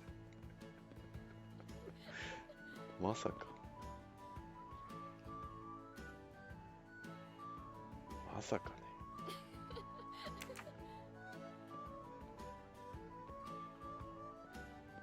It's impossible to find a gondolier during carnival. 戻ってきたぞ。あなたうろうろしてるだけですか、もしかして。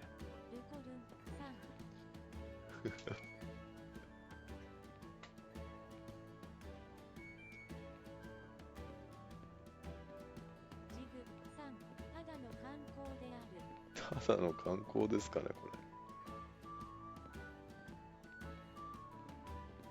手を貸そうって言ってくれませんでしたっけ？投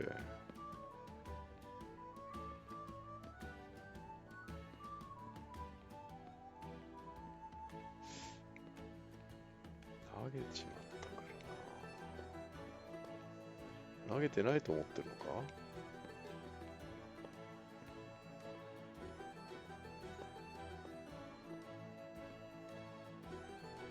同じルート通ってるな。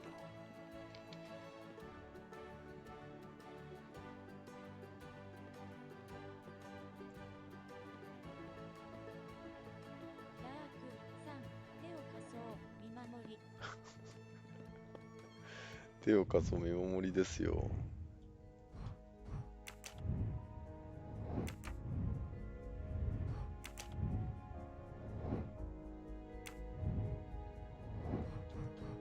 なんかちょっと話すか。手を貸してくれるおじさんが見つかったよっつって話してみようか。はい。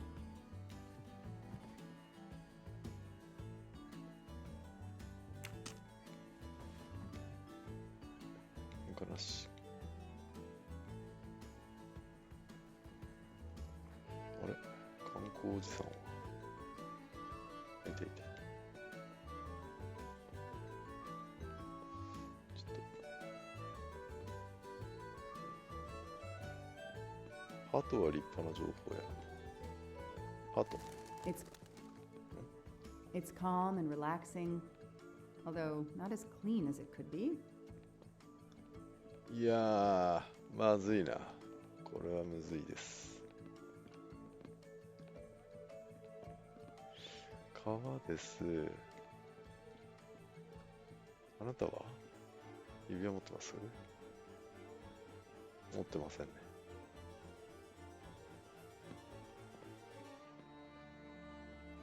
あなたは指輪持ってます？持ってませんね。ナイフ光ってるぞ。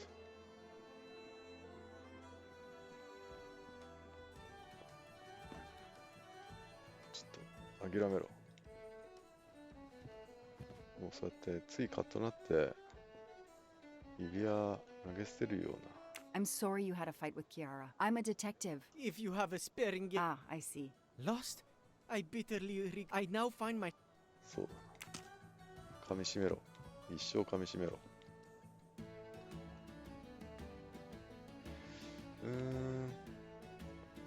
いや、もう今日はここまでにします。11時半が来るの。いけると思ったんですけどね、全然ダメでしたね。いやー、しかし、モリーニョさんは、犯人が分かったということで。いや、意外と時間かかりそうですね。これは、あれなのかな。ああ、そうですね。どうなんですかね。まだまだ続くのか、なんかこう実弾みたいな扱いなのか。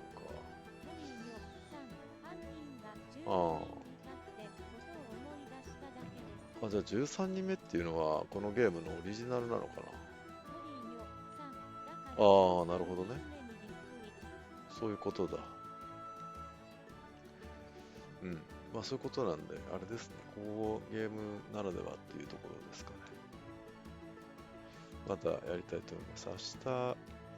明日火曜日か。まあちょっと明日かどうかわかんないですけど。お付き合いいただきましてありがとうございました。いやー、思い出せないもんだね。僕も。ラークさん。ありがとうございます。いつもありがとうございます。ジグさんもお疲れ様でした。ありがとうございます。モリーニョさん、ありがとうございます。レブさんもありがとうございます。バルキューラさんもありがとうございます。見に来てくれて。なかなか名探偵というわけにいかないんですけど。そうだ、ルコルンさんもありがとうございます。ねえ。いやいや、面白いですね。じゃあまたよろしくお願いします。もう寝ます。おやすみなさい。ありがとうございました。